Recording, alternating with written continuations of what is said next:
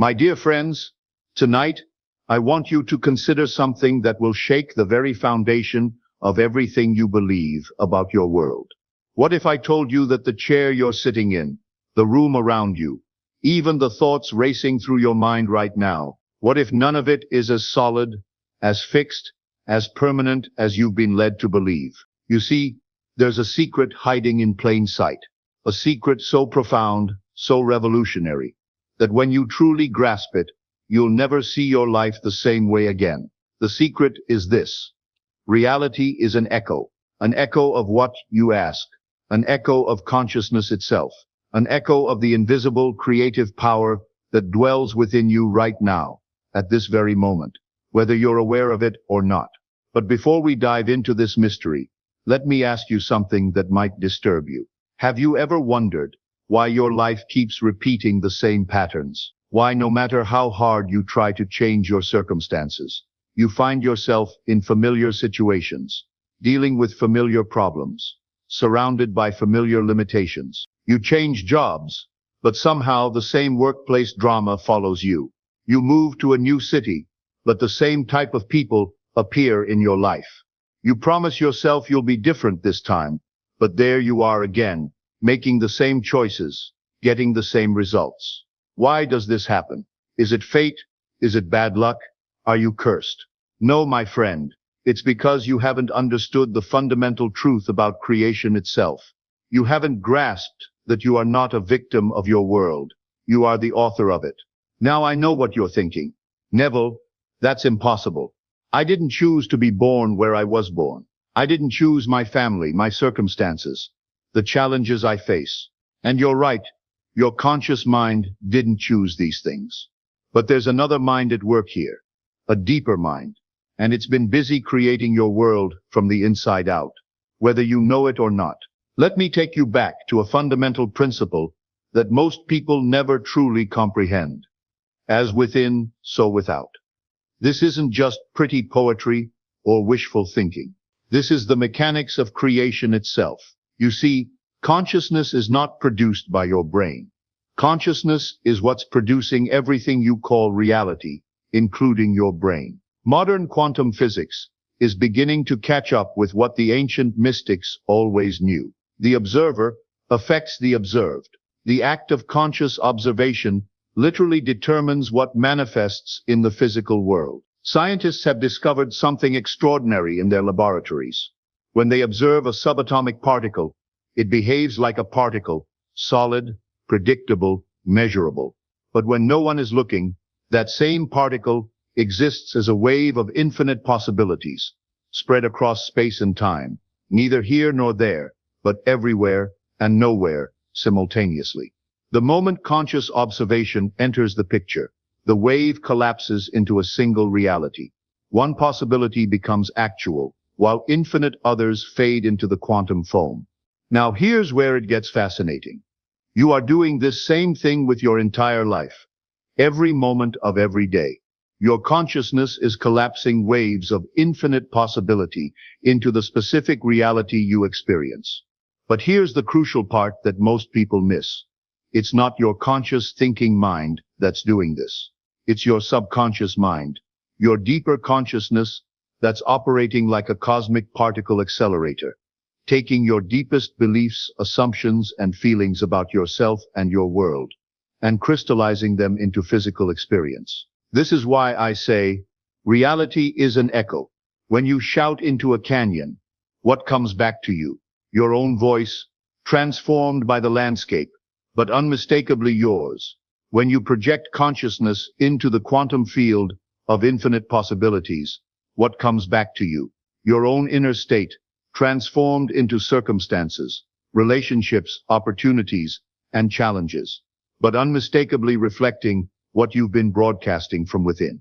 Have you ever noticed that when you're in a truly good mood, I mean genuinely joyful, not just putting on a happy face, suddenly everyone seems friendlier.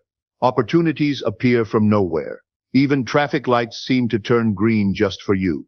You might dismiss this as coincidence, but what if it's not? What if you're literally tuning the frequency of your reality? Your subconscious mind is like a quantum radio transmitter. broadcasting on the frequency of your dominant inner state. And the universe, that infinite field of possibilities, is like a cosmic radio receiver, picking up your signal and broadcasting back to you a reality that matches your frequency. This happens whether you believe it or not, whether you're aware of it or not, whether you like it or not. Right now, as you're listening to these words, your subconscious mind is busy creating tomorrow's experiences based on today's inner state. It's taking inventory of your beliefs about yourself, your assumptions about what's possible for you, your feelings about your worth, your expectations about how others will treat you, and it's weaving all of this into the fabric of tomorrow's reality. This means something profound. You are not a victim of your circumstances. You are the unconscious creator of them. Every person in your life is there because some aspect of your consciousness has called them forth. Every situation you find yourself in exists because you have, on some level, impressed it upon your subconscious mind as inevitable. Now, before you reject this idea as too extreme, too impossible to accept, let me ask you this. Would you rather be a victim or a creator? Would you rather be at the mercy of forces beyond your control, or would you rather discover that you have been the force all along? I understand the resistance you might be feeling right now. Part of you is saying, but Neville, I would never consciously create suffering for myself. I would never choose poverty, illness, loneliness, or failure. You're absolutely right. Your conscious mind would never choose these things. But your subconscious mind doesn't distinguish between what you want and what you expect. It doesn't differentiate between what you hope for and what you fear. It simply creates experiences that match the dominant impressions you've given it. Think of your subconscious mind as the most faithful servant you could ever have. It never questions your instructions. It never argues with your assumptions. If you consistently think, I never have enough money, your subconscious mind says, yes, master, and creates experiences of not having enough money. If you repeatedly feel, nobody understands me, your subconscious mind says, as you wish, and manifests relationships where you feel misunderstood. It's not punishing you. It's not being cruel. It's being perfectly obedient to your inner conversations, your emotional patterns, your deepest assumptions about yourself and your world. Modern physics tells us that at the quantum level, everything exists in a state of superposition, all possibilities existing simultaneously until consciousness observes and selects one. Your subconscious mind is constantly performing this selection process, choosing which possibilities become your reality based on the templates you've given it through your thoughts, feelings, and beliefs. When quantum physicists speak of collapsing the wave function, they're describing the moment when infinite possibilities become singular reality. You are collapsing wave functions with every heartbeat, with every breath, with every unconscious assumption about what your life must be like. Let me share something with you that might seem impossible, but I assure you, it happened exactly as I'm about to tell you. Years ago, I found myself in desperate circumstances, financially ruined, reputation destroyed, seemingly no way forward. I had been teaching these principles for years, but now I was being tested by life itself. One evening, in my small apartment, broke and feeling defeated, I made a decision that changed everything. Instead of continuing to look at my circumstances and feel defeated by them, I decided to look from my circumstances to something different. I decided to live as if my desired reality was already true. I closed my eyes and began to imagine myself, not as I was broke and defeated, but as I would be when my fortunes changed. I felt the satisfaction, the relief, the joy of success. I had conversations in my imagination with friends who were congratulating me. I felt the texture of finer clothes, the comfort of a better home, the security of abundant resources. But here's the crucial part. I didn't do this as wishful thinking or fantasy. I did it as an act of creation. I impressed these images and feelings so deeply into my subconscious mind that they became more real to me than my current circumstances. Within weeks, opportunities began appearing that seemed to come from nowhere. People I hadn't heard from in years contacted me with propositions. Doors that had been closed suddenly opened, Money began flowing from unexpected sources. Was this magic? Was this coincidence? Or was this the natural result of consciousness creating reality from the inside out? Modern neuroscience has discovered something fascinating about the brain. It cannot distinguish between a vividly imagined experience and a real one. When you imagine something with emotional intensity and sensory detail, your brain creates the same neural pathways as if the experience actually happened. But it goes deeper than that. When you repeatedly imagine and feel a desired state, you're literally rewiring your subconscious mind. You're installing new templates, new assumptions, new expectations, and your subconscious mind, being the faithful servant it is, begins to manifest experiences that match these new templates. Quantum physics has revealed something even more extraordinary. The phenomenon of quantum entanglement, where particles separated by vast distances instantly affect each other. When the state of one particle changes, its entangled partner changes instantaneously, regardless of the space between them. Your consciousness is entangled with the quantum field of infinite possibilities. When you change your inner state, you instantly send ripples through this field, affecting probabilities, influencing outcomes, drawing certain experiences toward you while repelling others. This isn't abstract philosophy.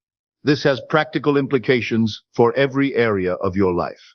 Your relationships exist in the state they do because of the assumptions you hold about yourself in relation to others. Your financial situation reflects your deep beliefs about your worth and what you deserve. Your health mirrors your fundamental feelings about life, vitality, and your right to thrive. Change the inner assumptions, and the outer world must change to match. This isn't a maybe. This isn't a hope. This is law, as reliable as gravity, as predictable as mathematics. Now I can hear the skeptic in you saying, if this is true, why isn't everyone wealthy, healthy, and happy? Why don't we all just imagine our problems away? The answer is simple but profound. Most people are unconscious creators. They're creating by default, not by design. They're impressing their subconscious mind with worry, doubt, fear, and limitation, then wondering why their lives reflect these inner states. Every time you say, I can't afford that, you're giving your subconscious mind an instruction about your financial limitations. Every time you think, this always happens to me, you're programming your subconscious to repeat unwanted patterns. Every time you feel, I'm not good enough, you're creating experiences that confirm this belief. Most people are hypnotized by their circumstances. They look at their current reality and use it as evidence for what's possible for them. They say, I believe it when I see it, not realizing that they must believe it before they can see it. Now, here's where everything changes. Instead of looking at your circumstances and letting them determine your inner state, you must learn to look from your desired state and let it determine your circumstances. This is the great reversal. This is the secret that separates conscious creators from unconscious victims. When you look at your bank account and feel poor, you're creating more poverty. When you look at your relationships and feel unloved, you're creating more experiences of being unloved. When you look at your body and feel sick, you're impressing sickness deeper into your cellular consciousness. But when you learn to feel wealthy regardless of your bank account, to feel loved regardless of your relationships, to feel healthy regardless of your current symptoms, this is when you begin to collapse different wave functions. This is when you begin to select different possibilities from the quantum field. Your external circumstances become temporary, passing phenomena that no longer have the power to dictate your inner state. You become the cause, not the effect. You become the artist, not the canvas. Science has discovered that your brain is neuroplastic. It can rewire itself throughout your entire life. Every thought you think, every emotion you feel, every experience you have creates neural pathways. Repeat the same thoughts and feelings often enough, and these pathways become superhighways, automatic, unconscious patterns that shape your behavior and your reality. But here's the extraordinary part. You can consciously create new neural pathways by vividly imagining and emotionally experiencing desired states. When you repeatedly imagine yourself as successful, healthy, loved, and abundant, not as fantasy, but as present reality. You create new neural networks that support these states. Quantum field theory suggests that underlying all physical reality is a field of pure potential, infinite possibilities existing in a state of superposition. Every possible version of your life exists in this field right now. The version where you're wealthy, the version where you're healthy, the version where you're loved, the version where you're living your deepest dreams. The question is, which version will your consciousness select? Which possibilities will you collapse into physical reality? Right now, at this very moment, you stand at a crossroads. You can continue living as you have been, unconsciously creating your reality through default patterns of thought and feeling. Or you can step into your role as conscious creator. You can continue being impressed by your circumstances, or you can begin impressing your circumstances with new possibilities. Now here's how you begin. Tonight, before you go to sleep, instead of reviewing the day's problems and tomorrow's worries, do something different. Close your eyes and construct a scene that would naturally occur if your desired reality were already true. If you want to be wealthy, imagine having a conversation with your banker about your substantial account balance. If you want to be healthy, imagine your doctor congratulating you on your perfect health. If you want to be loved, imagine someone you care about expressing their deep appreciation for you. But here's the crucial part. Don't imagine this as something that might happen in the future. Imagine it as something that is happening right now. Feel the emotions you would feel if this were your current reality. Make it so vivid, so real, so emotionally satisfying that your subconscious mind accepts it as truth. Repeat this process every night. Fall asleep in the feeling of your wish fulfilled. Let your subconscious mind work with these new impressions, while your conscious mind rests. Remember, quantum physics tells us that the observer affects the observed. By observing yourself as successful, healthy, loved, and abundant, not in hope or desire, but in present reality, you are affecting the quantum field of possibilities. You are biasing probability in your favor. This is why reality is an echo. What you send out from consciousness returns to you as experience. The lag time between the inner cause and the outer effect might fool you into thinking they're unrelated, but the connection is absolute. Every person you meet, every opportunity that appears, every challenge you face, every blessing you receive, all of it is an echo of your consciousness. All of it is reflecting back to you what you've been broadcasting from within. The quantum field doesn't judge your requests. It doesn't decide whether you deserve what you're asking for. It simply responds to the frequency of your consciousness. It gives you experiences that match your dominant inner state. If you consistently feel unworthy, the field responds with experiences that confirm your unworthiness. If you consistently feel abundant, the field responds with experiences of abundance. It's not personal, it's mechanical, it's law. And this revelation brings both tremendous responsibility and incredible freedom. Responsibility because you can no longer blame external circumstances for your life experience. Freedom because you now know you have the power to change any aspect of your reality by changing your inner state. You are not a victim of genetics, circumstances, other people's choices, or random chance. You are the conscious creator of your experience, whether you've been aware of it or not. The moment you truly understand this, your life begins to transform. Not because external conditions change first, but because you stop waiting for external conditions to change before you allow yourself to feel the way you want to feel. You stop postponing your happiness until you get the job, the relationship, the house, the money. You start generating the feelings you want to experience right now, and you discover that the external conditions begin to align with your inner state. Your world becomes a mirror, constantly reflecting back to you the contents of your consciousness. When you change what's reflected in the mirror, you must first change what's standing in front of it. You cannot change your reflection by manipulating the mirror. You can only change your reflection by changing yourself. And here are the practical steps to begin your conscious creation journey. First, become aware of your current inner conversations. Notice what you consistently think and say about yourself, your life, and your possibilities. These unconscious scripts are the templates your subconscious mind is using to create your experiences. Second, identify the feelings you consistently experience. Do you predominantly feel worried, frustrated, disappointed, or limited? Or do you feel confident, grateful, excited, and expectant? Your emotional state is the frequency you're broadcasting to the quantum field. Third, decide what you want to experience instead. Not what you hope might happen someday, but what you choose to accept as true for yourself right now. Fourth, begin living from that desired state internally.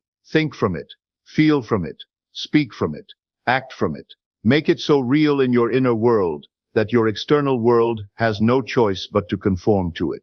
This isn't a one-time exercise. This is a complete reorientation of how you relate to reality. It requires persistence, dedication, and faith in the unseen. Most people try this for a few days or weeks, and when they don't see immediate external changes, they return to their old patterns of thought and feeling.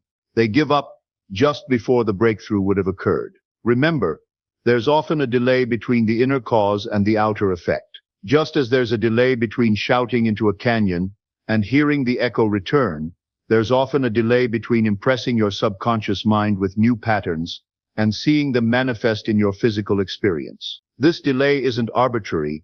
It's part of the natural process of consciousness creating reality. Use this time to strengthen your faith, to deepen your conviction, to make your desired state more vivid and emotionally real. Now, as we come to the end of our time together tonight, I want to leave you with one final, life-changing revelation.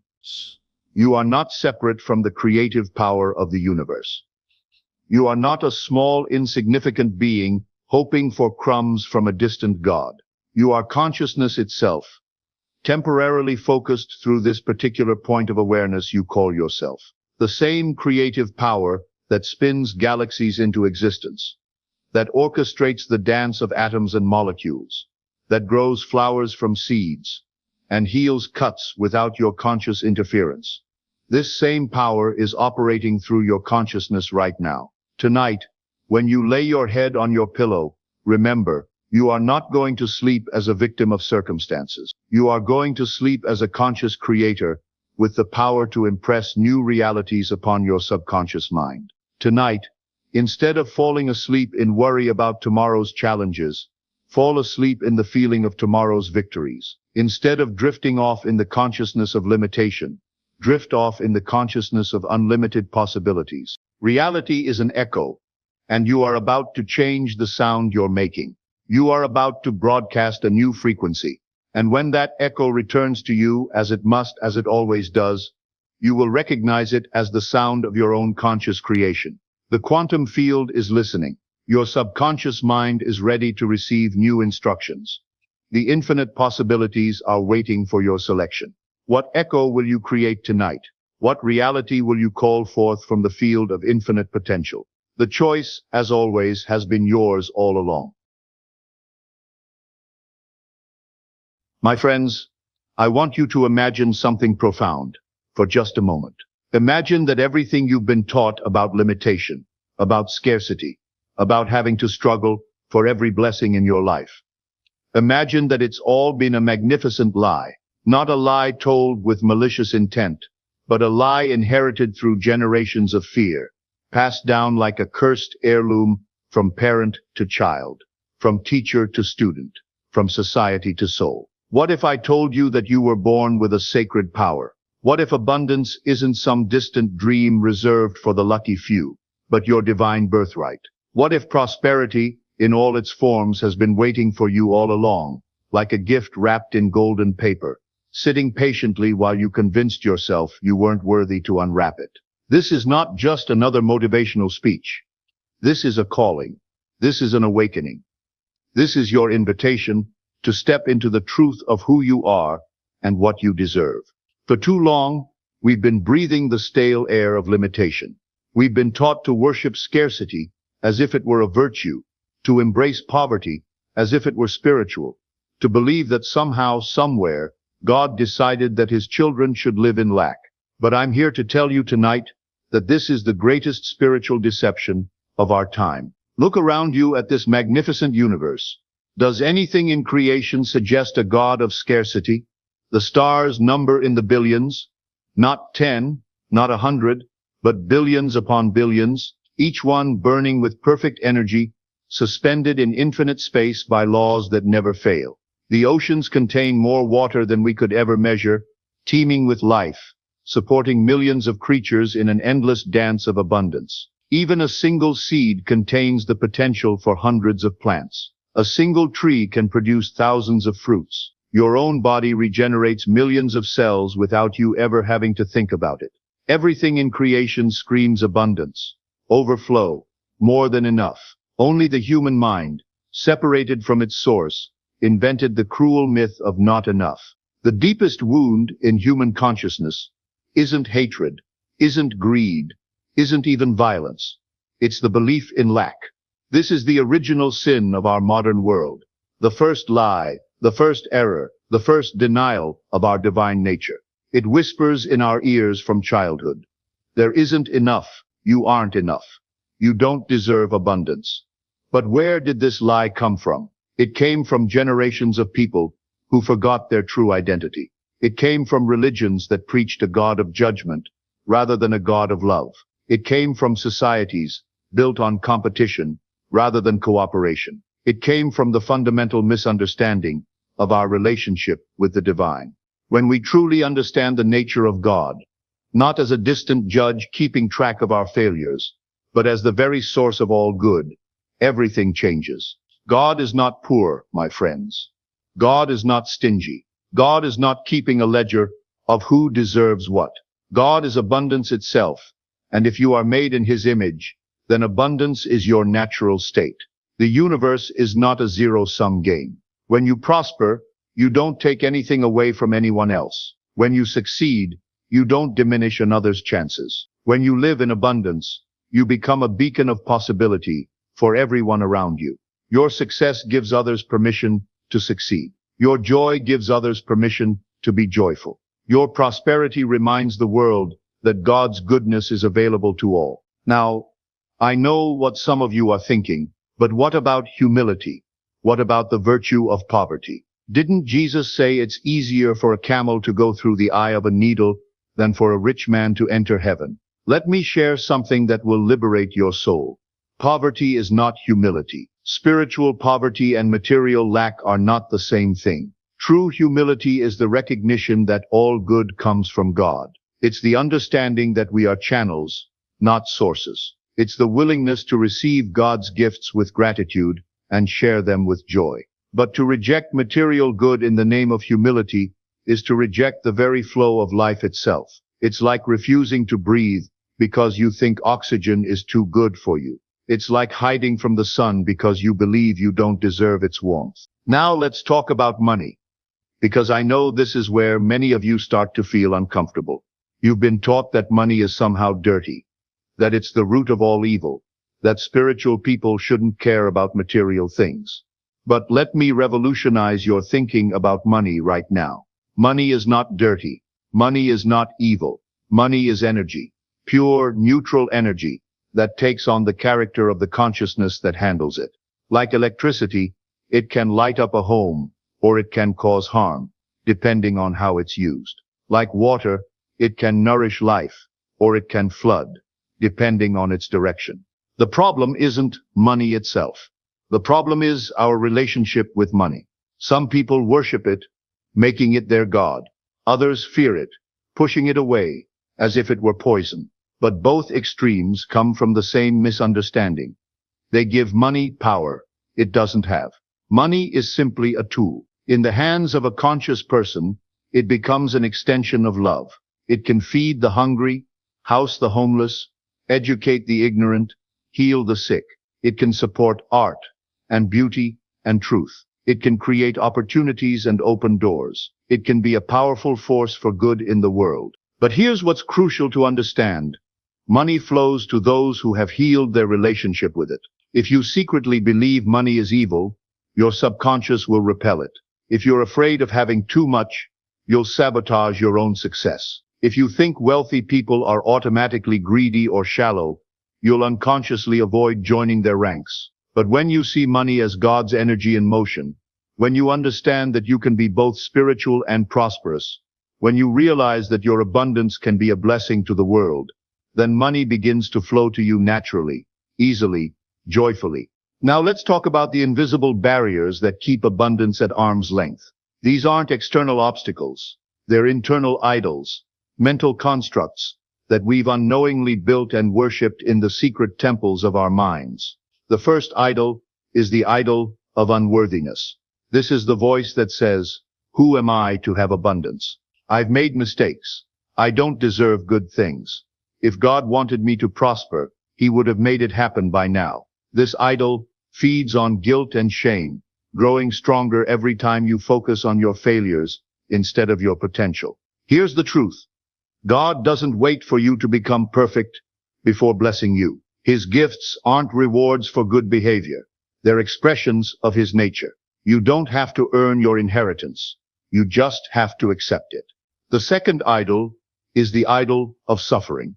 This belief says that anything worthwhile must be achieved through pain, struggle, and sacrifice. It's the voice that makes you suspicious of good things that come easily, that makes you think you have to suffer your way to success. But grace operates without effort.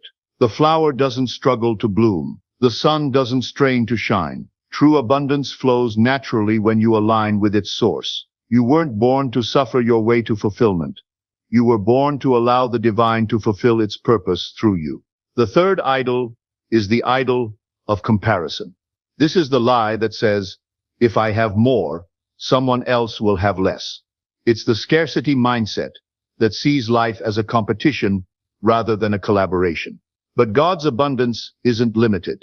His blessings aren't rationed. When you prosper, you don't take anything away from anyone else. Instead, you become a proof of possibility. You become evidence that God's goodness is real and available. And here's where we get to the heart of everything. You are not a victim of circumstance. You are not at the mercy of fate. You are not powerless in the face of external conditions.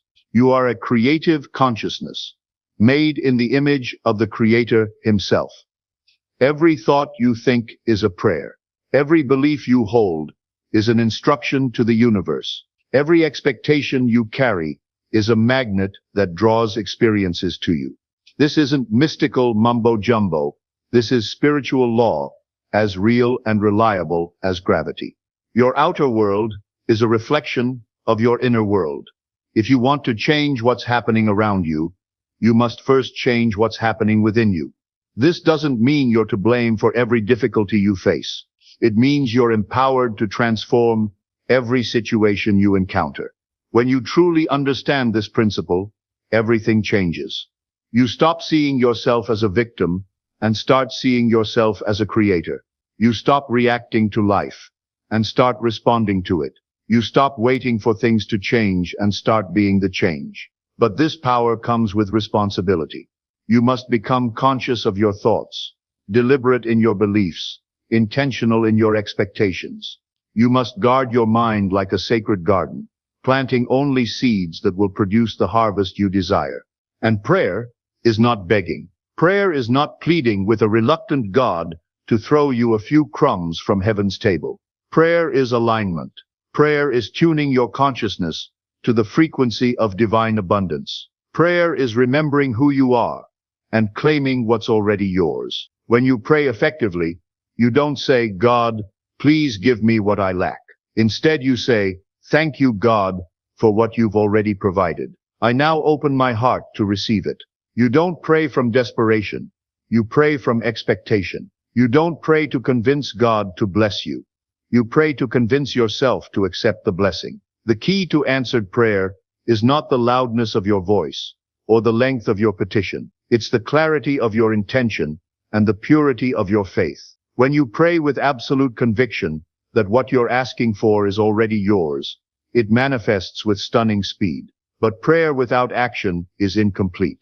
If you pray for abundance, you must also act abundantly. You must think abundantly, speak abundantly, give abundantly. You must align your entire being with the consciousness of prosperity. Now let's revolutionize your understanding of work. Work is not punishment for humanity's fall from grace. Work is not something you endure to pay the bills. Work is worship. Work is service. Work is the way you participate in the ongoing creation of the universe. When you work with love, when you serve with joy, when you give your best without resentment or reservation, you transform labor into prayer. You turn your workplace into a temple. You make your skills an offering to the divine. The universe rewards joyful service. When you work not just for a paycheck but for the satisfaction of contributing something meaningful to the world, opportunities multiply around you. Doors open. Connections form. Ideas flow. Success becomes not something you chase, but something that naturally flows to you. But remember, serving is not sacrificing. You don't have to burn yourself out to be valuable. You don't have to give until you're empty to be virtuous. True service comes from overflow, not from depletion. Take care of yourself first, so you can take care of others better. One of the most powerful secrets of prosperity is this: abundance is not about accumulation. It's about circulation. Money, like energy, must flow to stay healthy.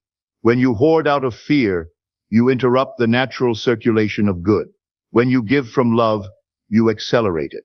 This is why the practice of tithing, giving a portion of your income to support spiritual work or charitable causes, is so powerful. It's not about paying God for his blessings. It's about demonstrating your faith in the inexhaustible nature of the source. When you give, you make a statement to the universe. I have so much that I can share. I trust so completely in the flow of abundance that I can let go without fear. And the universe responds to that vibration by sending more your way. But tithing isn't just about money. You can tithe your time by volunteering for causes you believe in. You can tithe your talents by using your skills to help others. You can tithe your attention by really listening to someone who needs to be heard. You can tithe your gratitude by acknowledging the good in your life. Every act of conscious giving is a key that unlocks greater abundance. Not because you're buying God's favor, but because you're aligning yourself with the fundamental law of the universe. What you give, you receive. Now let's talk about the kind of wealth that really matters. The riches of the soul. These are the treasures that can never be stolen, never be lost, never be diminished by economic downturns or market crashes. The first treasure is inner peace. Not the fragile calm that depends on everything going your way, but the deep serenity that remains steady even when the world is shaking. This peace comes from knowing that you are held by something greater than yourself, that you are loved beyond measure, that you are safe in the arms of the divine. The second treasure is joy without cause. Not the happiness that comes from getting what you want, but the joy that bubbles up from the simple fact of being alive. This joy doesn't depend on circumstances. It depends on your connection to the source of all joy. The third treasure is natural generosity, not the giving that comes from guilt or obligation, but the overflow of a heart that knows it can never be emptied. This generosity gives not because it has to, but because it gets to. It shares not from poverty, but from abundance. The fourth treasure is deep compassion, not the pity that looks down on others, but the understanding that recognizes our fundamental unity. This compassion sees beyond appearances to the divine spark in every soul. The fifth treasure is intuitive wisdom, not the knowledge that comes from books alone, but the understanding that comes from communion with the divine. This wisdom knows what to do without being told, what to say without rehearsing, what to choose without agonizing. These are the riches that create all other riches. When you possess these treasures, external abundance becomes not a goal, but a natural consequence. The universe cannot help but respond to the vibration of a soul that is truly rich. And now we come to the most liberating truth of all. You have a divine inheritance, not metaphorically, not symbolically, literally. You are an heir to the kingdom of heaven, and that kingdom includes everything you need for a life of joy, purpose, and abundance. This inheritance isn't something you have to earn. It's not a reward for good behavior.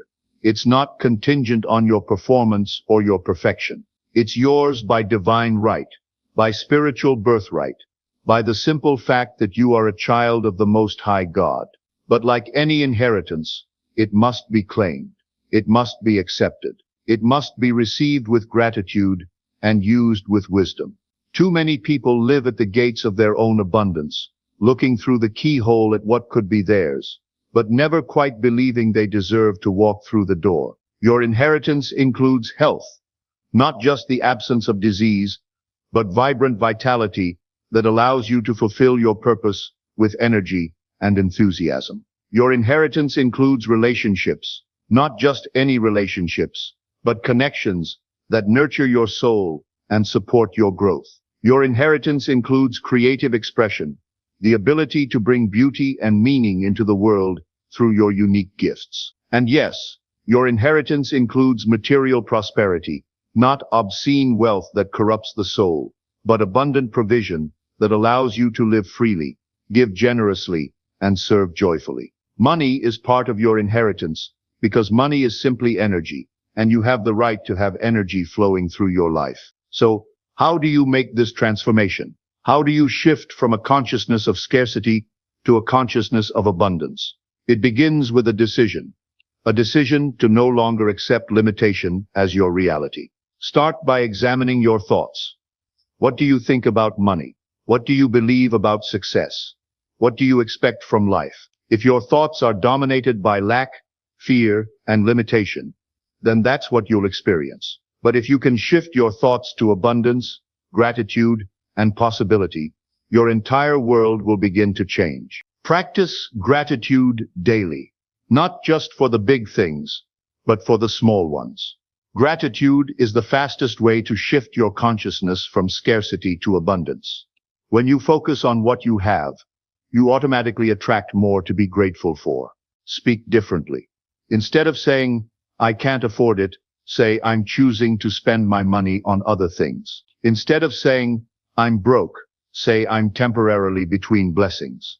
Instead of saying, "Money doesn't grow on trees," say, "Abundance flows to me from multiple sources." Act abundantly. If you want to attract abundance, you must act as if you already have it. This doesn't mean being foolish with money you don't have. It means carrying yourself with confidence, making decisions from faith rather than fear, and treating yourself and others with the respect that comes from knowing you're a child of the King. Give generously. Even if you don't have much, give something. Give your time, your attention, your skills, your prayers. Giving breaks the dam of scarcity and allows abundance to flow. And as you step into your divine inheritance, as you claim your right to abundance, remember that your prosperity is not just for you. It's for everyone whose life you touch. It's for the people you employ, the causes you support, the family you provide for, the community you serve. Your abundance is your contribution to the healing of the world. When you prosper, you prove that God's goodness is real. When you succeed, you demonstrate that dreams can come true. When you thrive, you give others permission to thrive as well. This is not about being selfish. This is about being useful. This is about becoming a conduit for God's love to flow into the world. This is about fulfilling your purpose as a co-creator with the divine. My friends, we've reached the moment of decision. You've heard the truth about your divine inheritance. You've learned about the illusion of scarcity and the reality of abundance. You've discovered the power of your thoughts and the importance of your beliefs. Now you must choose. Will you continue to live in the prison of limitation, or will you step into the freedom of abundance? Will you keep believing the lie that you're not worthy of good things, or will you embrace the truth that you're a beloved child of the divine? The choice is yours, and the time is now. Your abundance is waiting. Your prosperity is ready.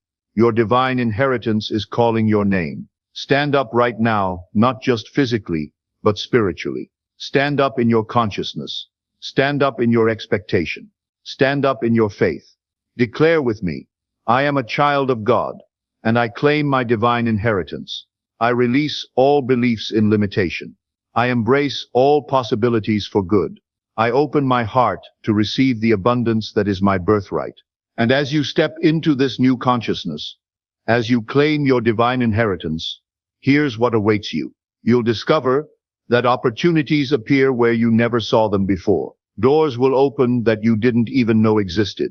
People will show up at just the right time with just the right resources. Ideas will flow to you like water from a spring. You'll find that money comes to you more easily, not because you're working harder, but because you're working smarter. Not because you're being greedy, but because you're being grateful. Not because you're demanding more, but because you're receiving what's already yours. You'll experience relationships that nourish your soul, work that fulfills your purpose, and health that energizes your body. You'll discover that abundance isn't just about having more, it's about being more. Most importantly, you'll become a beacon of hope for others. Your transformation will inspire their transformation. Your abundance will give them permission to be abundant. Your joy will kindle their joy. Your success will prove that their success is possible too. Now let me leave you with this eternal truth. You are enough. Not when you get the promotion. Not when you find the perfect relationship. Not when you reach some arbitrary goal. You are enough right now, in this moment, exactly as you are. Your divine inheritance is not a distant promise. It's a present reality. Your abundance is not a future possibility. It's a current truth. Your prosperity is not something you have to chase. It's something you simply have to accept. The kingdom of heaven is not a place you go to after you die. It's a consciousness you can enter right now. It's a way of thinking, a way of being, a way of living that transforms everything it touches. Welcome to your inheritance. Welcome to your abundance. Welcome to the life you were always meant to live. The door is open. The invitation is extended. The abundance is waiting. All you have to do is step through. Good evening, my friends. Tonight I am going to teach you something that will seem completely contradictory to everything you have heard about manifestation. I am going to teach you that the key to getting everything you desire is to stop caring whether you get it or not. This is not apathy. This is not giving up. This is not resignation or defeat. This is the most powerful state of consciousness you can achieve, the state of divine indifference. When you care too much about whether your desire will manifest, when you are desperate for it, when you anxiously check for signs of its arrival, you are actually pushing it away. Your very caring is the energy that repels what you seek. But when you can reach that rare state where you genuinely do not care whether it comes or not, because you are so certain it is already yours in consciousness, then it must come. It has no choice but to manifest because you are no longer blocking it with the energy of need. Tonight I will show you the difference between caring from lack and caring from fullness, why desperation is the enemy of manifestation, and how to cultivate the divine indifference that allows everything to flow to you effortlessly. Let me begin by revealing the great paradox that most people never understand. The more you care about getting something, the more you confirm that you do not have it. And in confirming that you do not have it, you perpetuate its absence. Think about this carefully. When you desperately care about manifesting money, what is the feeling beneath that caring? It is the feeling of not having money. It is the feeling of lack, of need, of insufficiency.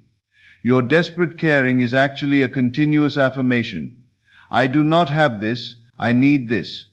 I am incomplete without this. And since consciousness creates reality, that feeling of not having becomes the reality you experience. Your caring born from lack creates more lack. But when you reach the state of not caring, the state where it would be nice if it came, but you are perfectly content whether it does or not, you are actually affirming, I am complete, I am whole, I am abundant, regardless of whether this particular thing manifests. And from that state of wholeness, everything flows to you. A woman came to me several years ago, absolutely desperate to find a romantic partner. She had been alone for 5 years, and her desire for a relationship had become all-consuming. She thought about it constantly, worried about it endlessly, cared about it desperately. Neville, she said, I want this so badly. I care more about this than anything else in my life. Why isn't it manifesting? I looked at her and said, your desperation is the very thing preventing its manifestation. You care too much, and in that caring, you are broadcasting the frequency of being alone, of lacking love, of being incomplete without a partner. She was shocked. But shouldn't I care about what I want? Shouldn't I desire it intensely? There is a difference, I explained, between desiring from fullness and desiring from emptiness. Right now you are caring from a place of desperate need. You believe you are incomplete without a partner. That belief, that feeling of incompleteness is what you are creating from. And incompleteness can only create more experiences of incompleteness. I taught her something radical. You must reach a state where you genuinely do not care whether a partner comes or not.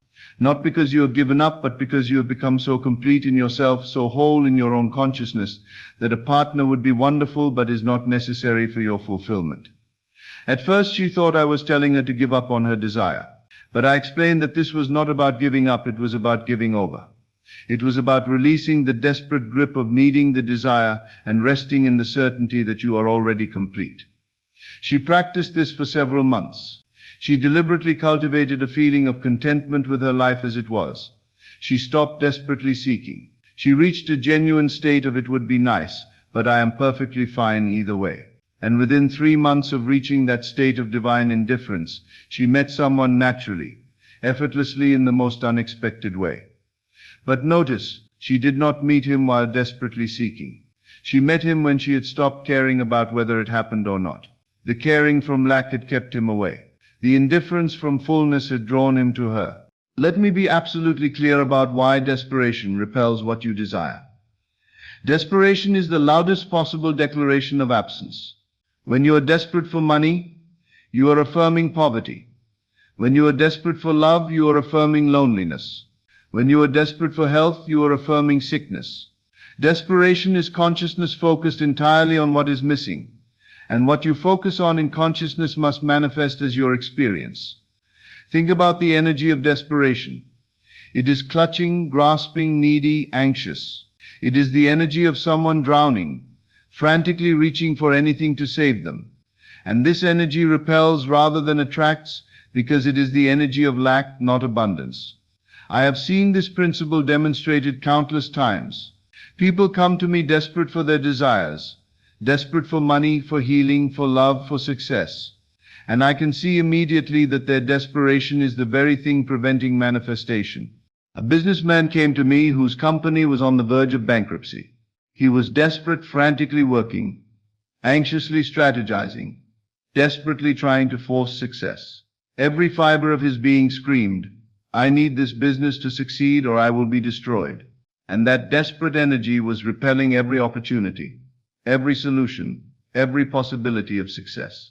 I said to him, your desperation is strangling your business. You must release the death grip. You must stop caring so desperately about whether it succeeds or fails. But how can I not care? He protested. Everything depends on this. My family, my reputation, my entire future. That belief that everything depends on this is the very belief that is killing your business, I explained. As long as you believe your well-being depends on this external circumstance, you will remain in a state of desperate need, and desperate need can only create more need. I taught him to practice a daily meditation, where he would deliberately release his grip on the outcome. He would imagine himself perfectly content whether the business succeeded or failed. He would feel that he was complete, whole, and abundant, regardless of external circumstances. This was difficult for him. It felt like giving up, like tempting fate.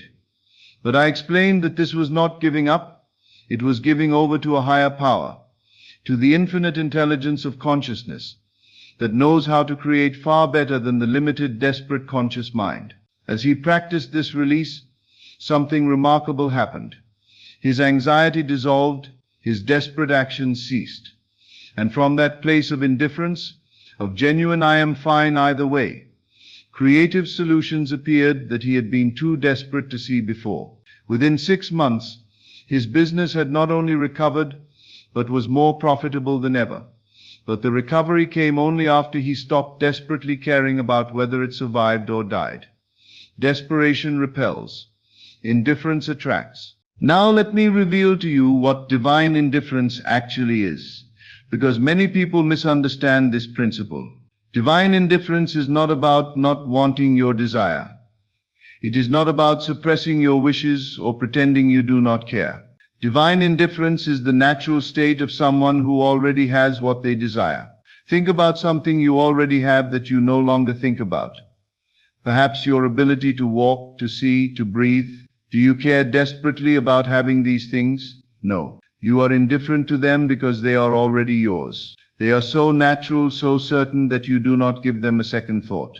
That is the indifference I speak of. It is the indifference that comes from having, not from giving up. When you truly assume that your desire is already yours in consciousness, when you have felt it so completely that it becomes natural and normal, you automatically become indifferent to whether it manifests physically, because you know it already is yours where it matters most in consciousness. This is why I teach living in the end. When you live in the end, when you dwell in the state of the wish fulfilled, you naturally stop caring about when or how it will appear physically, because you are already experiencing it in consciousness. A young man came to me wanting to manifest a specific career position. For months, he had been desperately hoping, anxiously checking, obsessively monitoring, and nothing was happening. I asked him, if you already had this position, would you be anxiously checking to see if you had it? He laughed. Of course not. If I had it, I would just be living my life doing the job. Exactly, I said. Your anxious checking is proof that you have not yet assumed you have it. You are living in the state of not having it, and desperately wanting it. You must shift to the state of already having it, which naturally produces indifference to whether the external world has caught up yet. I taught him to dwell in the end so completely that he would forget to check for signs, to imagine himself in the position so vividly and naturally that it became more real than his current circumstances, to live from that end state with such certainty that the question of when will it happen became irrelevant. As he practiced this, his desperate caring dissolved. He reached a genuine state of indifference, not because he had given up, but because he was so certain it was already his, that the physical manifestation became merely a detail, a formality, something that would happen in its own perfect time. And within 2 months, the position was offered to him in a way he never could have predicted or planned. Divine indifference is not apathy. It is certainty so deep that you stop needing external confirmation. One of the most powerful aspects of divine indifference is detachment from how and when your desire will manifest. When you care desperately about your desire, you also care desperately about how it will come and when it will arrive. You try to control the means, to force the timing, to manipulate the circumstances. And this controlling energy blocks the infinite intelligence that knows exactly how and when to manifest your desire perfectly. But when you reach the state of indifference, you naturally release control of the how and when. You rest in the certainty that it is already yours in consciousness, and you trust that it will manifest in the perfect way at the perfect time. This detachment is not passive. You still take inspired action. You still move in the direction of your desire, but you do so from a place of peace rather than desperate control. You act when inspired, not when anxious. You move forward with confidence, not with frantic pushing. A woman wanted to sell her house and had been desperately trying to control every aspect of the process. She obsessively staged the home, anxiously monitored the market, desperately pressured her real estate agent, and the house was not selling. I said to her, your desperate control is blocking the sale. You must release your grip on how this happens, and when this happens, you must become indifferent to the details while remaining certain of the outcome. She practiced assuming the house was already sold, then releasing all concern about how and when it would sell physically. She stopped obsessively checking for offers. She stopped desperately manipulating the process. She reached a state of peaceful indifference, and within 3 weeks, after months of desperate trying had produced nothing, the house sold quickly and for more than her asking price. When you release control of the how and when, you allow infinite intelligence to orchestrate circumstances in ways far beyond what your limited mind could plan. Let me give you a practical test to know whether you have reached the state of divine indifference. Can you walk away from your desire without feeling loss? Not because you do not want it, not because you have given up, But because you are so certain it is already yours in consciousness that whether it manifests physically today or tomorrow or next month is irrelevant to your sense of completeness. If the thought of your desire not manifesting creates anxiety, panic, or devastation in you, you have not yet reached divine indifference. You are still attached to the outcome from a place of need. But if you can genuinely say, it would be wonderful if this manifests, and I know it will because it already is mine in consciousness, but I am perfectly content and complete regardless of when the physical evidence appears, then you have reached the state that allows manifestation to flow. This is the ultimate test, and it is the hardest for most people to achieve, because it requires them to find their completeness within themselves rather than in external circumstances. A man came to me who had been desperately trying to manifest a relationship with a specific woman. He thought about her constantly, desperately engineered ways to encounter her, and she seemed completely uninterested. I said to him, "Could you walk away from this desire right now and feel perfectly fine?" "Absolutely not," he said. "I need this to happen. I cannot imagine my life without her." "There is your problem," I replied. "You have made her your source of completeness. You believe you are incomplete without her. And that belief creates the desperate energy that repels her." I taught him to practice becoming complete within himself, to find his wholeness independent of whether she was in his life or not, to reach a genuine state where he could say, "I would love to be with her, but I am perfectly complete whether I am or not." This was the hardest work he had ever done, finding his completeness within himself, rather than seeking it from another person.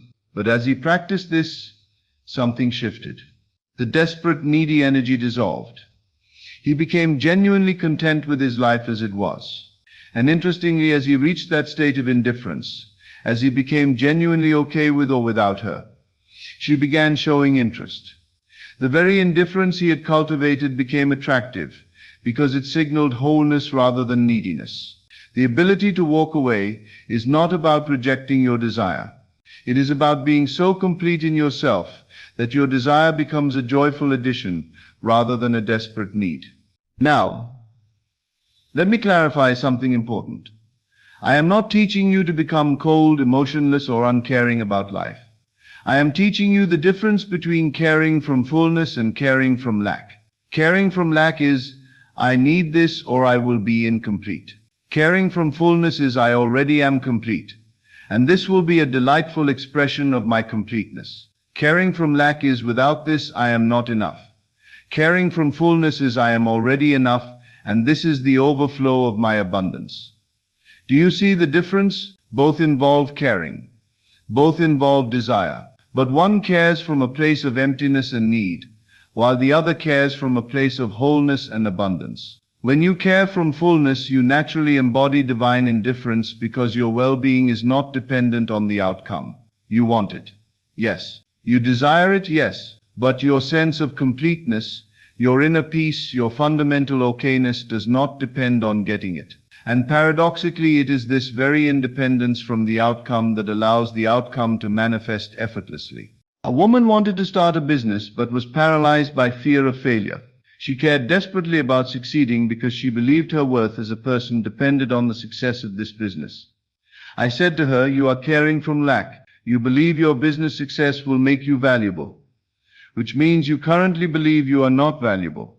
That belief in your own inadequacy will sabotage your business before it even begins."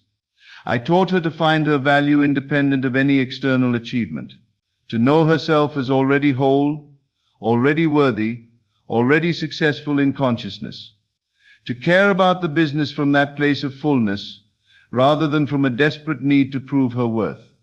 As she practiced this, her entire energy around the business changed. She stopped desperately needing it to succeed, to validate her worth. She began enjoying the process rather than anxiously fixating on outcomes. She made decisions from confidence rather than fear, and her business flourished because it was built on a foundation of fullness rather than desperate need. Care about your desires, yes, but care from the overflow of already being complete, not from the desperation of trying to become complete. So how do you cultivate this state of divine indifference? How do you stop caring in the way that blocks and start not caring in the way that allows? The practice is simple but profound. Daily release. Each day consciously release your grip on the outcomes you desire, not by giving up on them, but by affirming your completeness independent of them. You might say to yourself, I desire this, and I know it is already mine in consciousness. But I am perfectly complete, whether the physical world shows it to me today or not.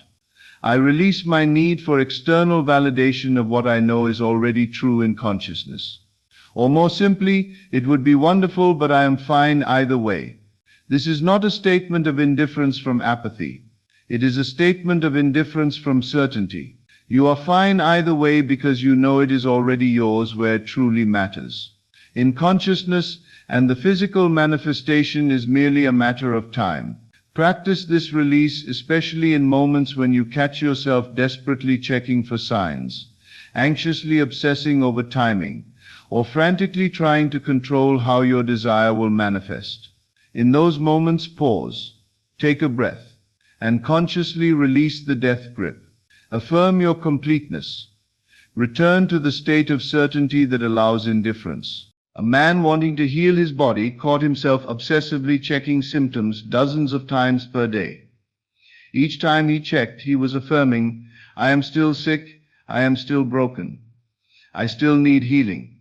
I taught him to practice release each time he caught himself checking, to say, I am already whole in consciousness. This physical evidence is old news, already fading. I release my need to see it change right now. I am perfectly at peace. As he practiced this daily release, his anxiety about healing dissolved. And interestingly, as his anxiety dissolved, his symptoms began to improve. The body was responding to his shift from desperate caring to peaceful certainty. Release does not mean you stop desiring. It means you stop desperately needing. And that shift from desperate need to peaceful certainty is what allows manifestation to flow. Divine indifference is the ultimate freedom because it means nothing external can disturb your peace. Your well-being, your completeness, your sense of self is no longer dependent on circumstances behaving the way you want them to. You become like the sun, shining regardless of whether anyone basks in your light. Complete in yourself, abundant in yourself, whole in yourself. And from that state of self-sufficient wholeness, everything flows to you because you are no longer repelling anything with desperate need. This is the great secret that mystics throughout history have taught.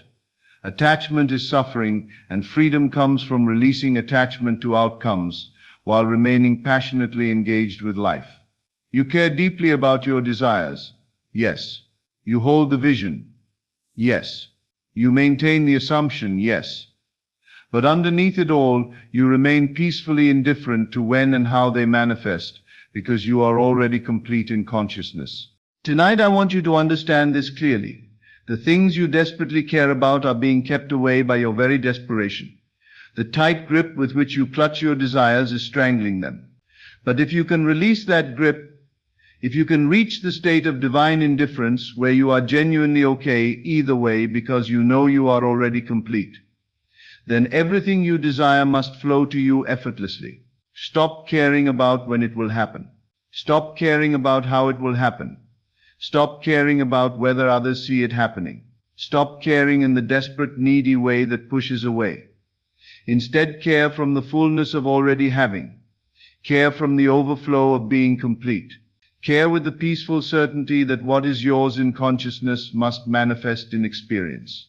The paradox is real. Stop caring, and you get everything. Not because the universe rewards indifference, but because indifference is the natural state of someone who already has what they desire in consciousness. Be indifferent to the timing. Be indifferent to the means. Be indifferent to external validation. But remain absolutely certain of your inner reality.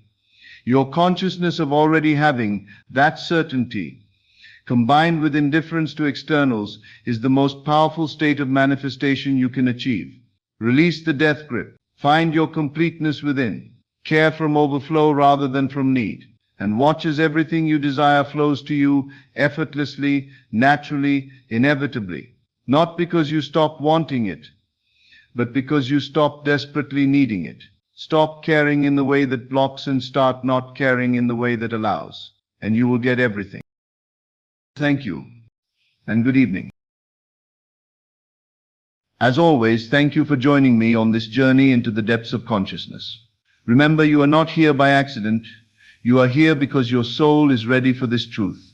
Take these teachings and let them transform not just your mind, but your entire reality. Until we meet again in consciousness, keep assuming your greatness and living from the end of your desires. This is Best of Lectures, and I'll see you in the next video. My dear friends, imagine for a moment that you could step back from your life and observe it as if you were watching a movie. You see yourself going through your daily routines, experiencing your challenges and triumphs, interacting with other characters in your personal drama. Now imagine that you suddenly realize you are not just watching this movie. You are dreaming it. And more astounding still, you discover that because you are dreaming it, you have the power to change the script, alter the scenes, transform the characters, and direct the entire production according to your will. Tonight I want to reveal to you the most liberating truth you will ever encounter. Your entire life is nothing more than a lucid dream. And you are the dreamer who has forgotten that you are dreaming. Every person you meet, every situation you encounter, every circumstance you experience is a character, scene, or event in the grand dream of your consciousness. And just like in a lucid dream, the moment you realize you are dreaming, you gain the power to consciously create your experience. This revelation came to me not through philosophy or theory, but through direct experience. Years ago, a gentleman approached me after a lecture, his face etched with the deepest despair I had ever witnessed. He said, "Neville, my life is a nightmare. My wife has left me, my business has failed, my health is deteriorating, and my children won't speak to me. How can you tell people they can change their reality when mine seems so fixed, so hopeless, so completely beyond my control?" I looked at this broken man and I said something that shocked him to his core. "My friend, you are describing a nightmare, not reality. And the beautiful thing about nightmares is that they end the moment you realize you are dreaming them. Your wife's departure, your business failure, your health problems, your children's silence. These are all dream events in the consciousness that you are. They feel real because all dreams feel real while you are dreaming them. But they are no more permanent or unchangeable than any nightmare that has ever plagued your sleep." He stared at me with a mixture of hope and disbelief. "But Neville, I can touch these problems. I can see the empty house, the closed business, the medical reports. How can you say these are dreams?" "Because," I replied, "consciousness is the only reality, and everything else is its dream. Your physical world is not separate from your consciousness. It is your consciousness projected outward like images on a screen. What you call your life is actually consciousness dreaming itself into experience through the vehicle of your individual awareness." I spent the next hour teaching this man the principles of lucid dreaming in waking life. I showed him how to recognize the dreamlike nature of his experience, how to become conscious within the dream of his life, and how to begin directing the dream according to his desires rather than his fears. The transformation was remarkable. Within 3 months, every aspect of his nightmare had transformed. His wife returned with renewed love and commitment. His business not only reopened but flourished beyond his previous success. His health improved dramatically. His children reached out to reconcile. But the most remarkable change was in the man himself. He had awakened to his power as the conscious dreamer of his life experience. You see, what we call waking life and what we call dreams are both states of consciousness. The only difference is that in sleeping dreams, we usually don't realize we're dreaming until we wake up. But in the dream we call waking life, most people never realize they're dreaming at all. They believe the dream is reality, and they are powerless characters trapped within its scenarios. But when you awaken to the truth that life is a lucid dream, everything changes. You realize that every person in your life is a character being dreamed by your consciousness.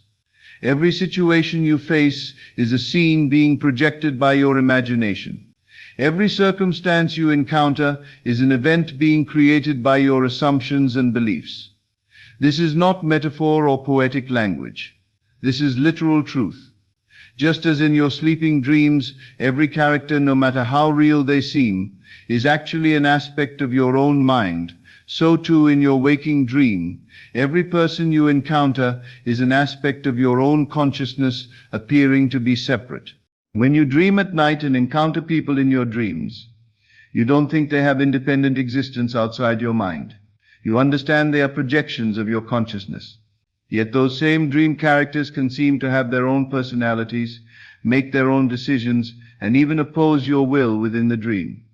The dream feels completely real while you're experiencing it. Your waking life operates by the exact same principle.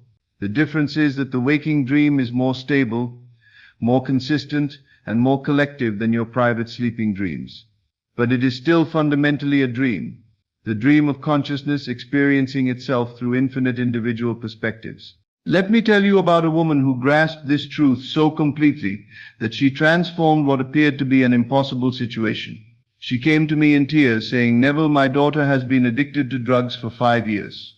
She steals from me, lies to me, and brings dangerous people into our home. I've tried everything. Treatment centers, interventions, tough love, unconditional support. Nothing works. How can I change someone who doesn't want to change?" I said to her, "You cannot change someone else because there is no someone else to change. There is only your consciousness dreaming the character you call your daughter. The addicted, lying, stealing daughter is a character in your dream, created by your own consciousness. But consciousness can dream any character it chooses. Your daughter, as a healthy, honest, loving person, is equally available to be dreamed." She looked at me in confusion. "But my daughter is a real person with her own free will. How can you say she's just a character in my dream?"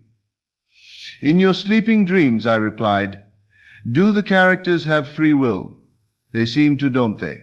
They make decisions, have conversations, act independently. Yet you know they are all projections of your own mind.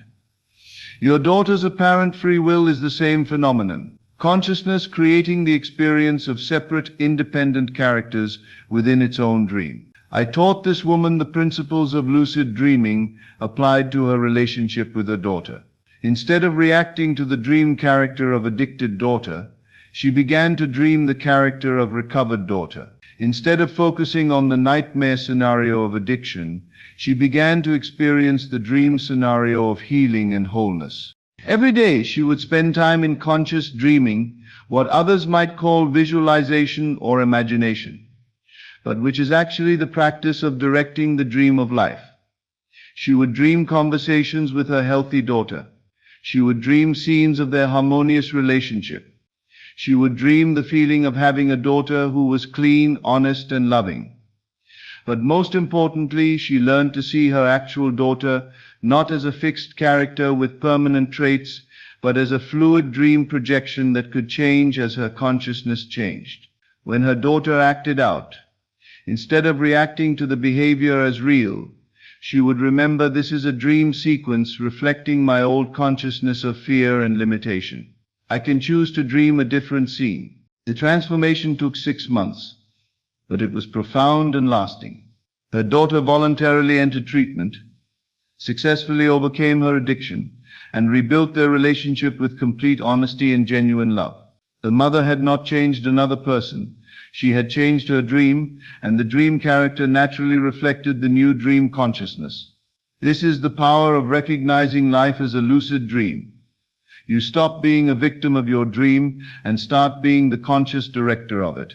You stop reacting to dream events as if they were unchangeable realities, and start creating dream events according to your highest vision. But let me address what might be your immediate concern. If life is a dream, does that mean it doesn't matter? Does that make it less real or less meaningful? Quite the opposite. When you realize you are dreaming, the dream becomes infinitely more meaningful because you recognize yourself as its creator. When you understand that you are the dreamer, every aspect of your experience becomes a reflection of your own consciousness, worthy of your attention and care. Moreover, the dream of life is not a private dream like your sleeping dreams. It is what we might call a shared dream or collective dream. a dream being dreamed by universal consciousness through countless individual perspectives. Your personal dream is interconnected with everyone else's dream, creating the stable, consistent, seemingly objective world we all experience. But within this shared dream, you are still the absolute authority over your personal experience. Just as in a lucid dream, you cannot control every aspect of the dream environment, but you can control your responses, your choices, and your personal dream narrative. Let me share with you the story of a man who understood this principle so deeply that he transformed his entire life's circumstances through conscious dream direction.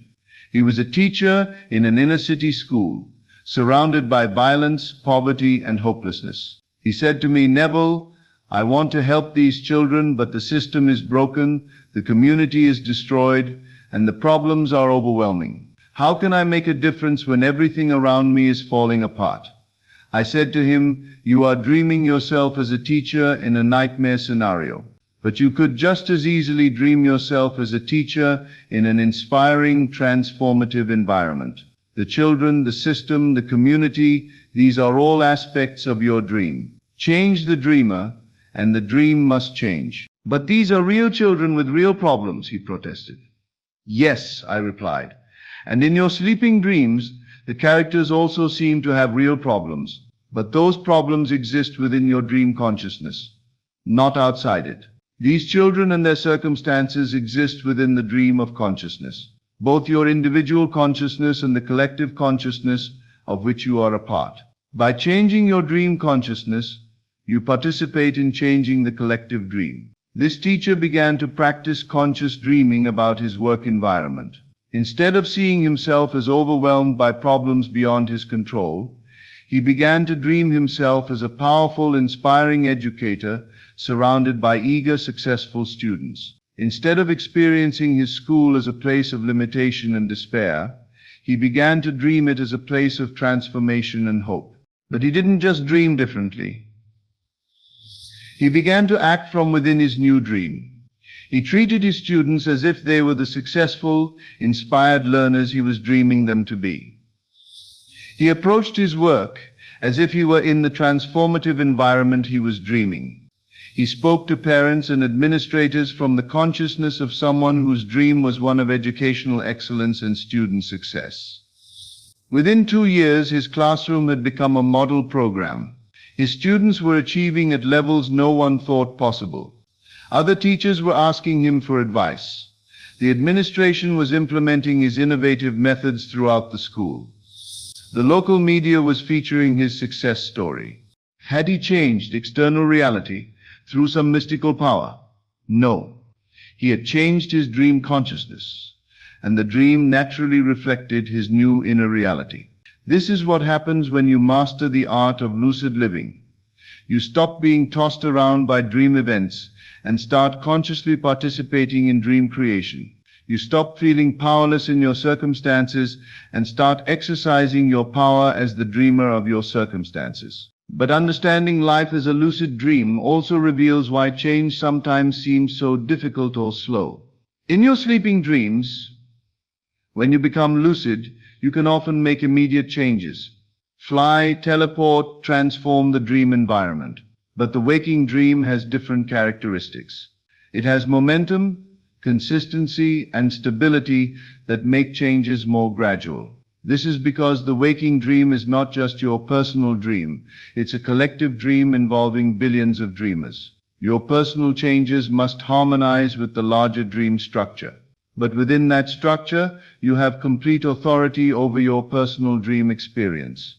Think of it like being an actor who suddenly realizes they're in a play and begins to consciously direct their performance. You can't immediately change the entire play, but you can completely transform your character, your lines, your relationships with other characters, and your personal experience of the drama. I remember a woman who was struggling with this concept. She said, "Neville, if I'm dreaming my husband is critical and unsupportive, why can't I just change the dream and make him loving and encouraging?" I explained to her, "You can change your dream of your husband, but it may take time for the dream character to reflect your new dream consciousness. Meanwhile, you can immediately change your experience of the relationship by changing how you dream yourself within it." I taught her to dream herself as deeply loved and supported, regardless of her husband's current behavior. I showed her how to dream conversations with him from the consciousness of perfect harmony. I guided her to dream feelings of appreciation and connection, even when his words or actions seemed to contradict those feelings. At first, nothing seemed to change externally, but something profound was changing in her experience of the relationship. She was no longer hurt by his criticism because she was dreaming from the consciousness of being loved. She was no longer disappointed by his lack of support because she was dreaming from the consciousness of being supported. And gradually the dream character began to reflect her new dream consciousness. Her husband became more loving, more supportive, more appreciative, not because she had forced him to change, but because she had changed her dream of the relationship, and dream characters naturally reflect the consciousness of the dreamer. This brings us to one of the most profound aspects of understanding life as a lucid dream: the recognition that everyone you meet is both a separate being and a projection of your own consciousness. This paradox is resolved when you understand that consciousness is one, appearing as many. But let me address a crucial point. Understanding life as a lucid dream does not mean you can or should try to control every aspect of other people's experiences. Just as in a sleeping dream, other characters have their own apparent autonomy within the dream structure. Your power lies not in controlling others, but in dreaming yourself and your relationships with others from the highest possible consciousness. You cannot dream someone else's dreams for them, but you can dream your shared experiences with them from love rather than fear, from abundance rather than lack, from harmony rather than conflict. And as you change your side of the shared dream, you create space and invitation for them to change their side as well. This understanding also reveals why it's so important to take responsibility for your dream rather than blaming other dream characters for your experience. When you blame others for your problems, you are like a dreamer, blaming dream characters for the content of your dream. When you take responsibility for your experience, you reclaim your power as the dreamer of your life. I remember a businessman who was constantly frustrated with his employees. He said, "Neville, these people are lazy, incompetent, and unreliable. How can I run a successful business with such poor human resources?" I said to him, "You are dreaming employees who reflect your consciousness of limitation and frustration. If you want to dream employees who are capable and reliable, you must first dream yourself as a leader worthy of such employees." I taught him to dream his business relationships from a completely different consciousness. Instead of dreaming himself as frustrated with incompetent employees, he began to dream himself as appreciated by dedicated, skilled workers. Instead of experiencing his role as struggling against resistance, he began to dream his leadership as inspiring, willing cooperation. This brings us to one of the most practical applications of understanding life as a lucid dream: the ability to wake up within difficult or unpleasant dream sequences and consciously redirect them.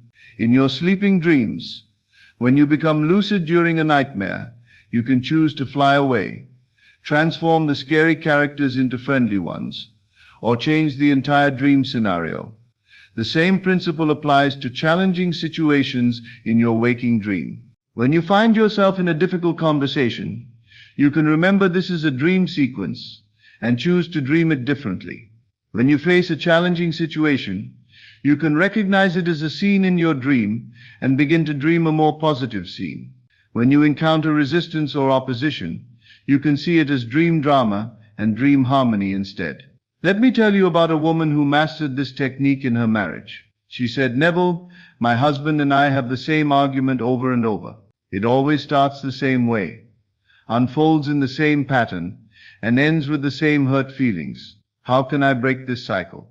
I taught her to recognize their arguments as recurring dream sequences, patterns that her consciousness had created and was unconsciously perpetuating. I showed her how to become lucid during these arguments and consciously dream them differently. The next time an argument began, instead of reacting from her habitual pattern, she remembered, "This is a dream sequence. I can choose to dream this conversation differently." Instead of defending herself or attacking him, she began to dream the conversation as loving and understanding. Instead of experiencing him as her opponent, she began to dream him as her partner in solving whatever issue had arisen. The change was immediate and profound. The argument pattern broke. The conversation became productive and loving. Her husband later said he didn't know what had happened, but something had shifted in their communication that day. This woman had learned to become lucid within her relationship dreams and consciously direct them toward harmony and love, rather than unconsciously perpetuating conflict and separation. But perhaps the most profound application of lucid living is in the area of personal identity and self-concept. In your sleeping dreams, you can dream yourself as anyone, a different age, gender, profession, or even species. In your waking dream, you have the same flexibility, though the changes may be more gradual. Most people dream themselves as limited, flawed, lacking, or stuck. But when you realize you are dreaming your identity, you can begin to dream yourself as unlimited, perfect, abundant, and free. You can dream yourself as healthy when you appear sick, wealthy when you appear poor, loved when you appear alone. This is the ultimate gift of understanding life as a lucid dream. The recognition that you are not stuck with any identity, any circumstances, any limitations. You are the dreamer, and the dreamer can dream any dream, become any character, experience any reality. Your health, your wealth, your relationships, your career, your circumstances, all of these are dream elements that can be changed by changing the consciousness that dreams them. You are not the victim of your dream. You are its author, director, and star. But remember, becoming lucid in the dream of life is not about escaping from the dream or dismissing it as unreal. It's about participating consciously and lovingly in the magnificent dream of existence. When you realize you are dreaming, the dream becomes more precious, not less, because you recognize it as the creative expression of consciousness itself. So tonight I invite you to begin the grand adventure of lucid living. Start to see your life as the dream it is, not a lesser reality, but a greater one, because it is reality conscious of itself, reality creating itself, reality experiencing itself through the infinite creativity of consciousness. Begin to notice the dreamlike qualities of your experience. Observe how your inner states create outer circumstances. Watch how changing your consciousness changes your experience. Practice becoming lucid within challenging situations and consciously dreaming them differently. Most importantly, remember that you are not a character trapped in someone else's dream. You are consciousness itself, dreaming the magnificent dream of individual existence while remaining eternally free to change any aspect of that dream through the power of awakened awareness. Life is a lucid dream, and you are the lucid dreamer. What will you choose to dream? As always, thank you for joining me on this journey into the depths of consciousness. Remember, you are not here by accident. You are here because your soul is ready for this truth. Take these teachings and let them transform not just your mind, but your entire reality. Until we meet again in consciousness, keep assuming your greatness and living from the end of your desires. This is Best of Lectures, and I will see you in the next video. My dear friends, I want to begin tonight with a question that will determine the entire trajectory of your life. Who do you assume yourself to be? Not who you hope to become. Not who you're working toward being, but who, in the depths of your consciousness, do you assume yourself to be right now, in this very moment? You see, most people believe they are victims of circumstance, prisoners of their past, or slaves to their conditions. But I tell you tonight with absolute certainty, you are none of these things. You are the operant power of your world, the author of your experience, the God of your reality.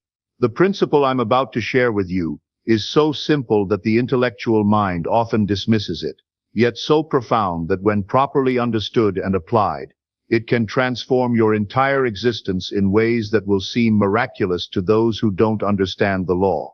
Let me share with you a story that illustrates this principle perfectly. A young man once approached me, desperate and defeated. He had lost his job. His girlfriend had left him, and he was facing eviction from his apartment. He looked at me with tears in his eyes and said, "Neville, I'm cursed. Nothing ever works out for me. I'm just unlucky." I stopped him right there. "My friend," I said, "you have just revealed to me the source of all your troubles. It's not that you're unlucky, it's that you assume you're unlucky. And assumption, my dear friend, is the foundation of all creation. You see, assumption is not mere wishful thinking or positive affirmation. Assumption is the acceptance of something as true, regardless of evidence to the contrary. It is the feeling of certainty that what you desire already exists in the invisible realm of consciousness, waiting to be made manifest in your physical world.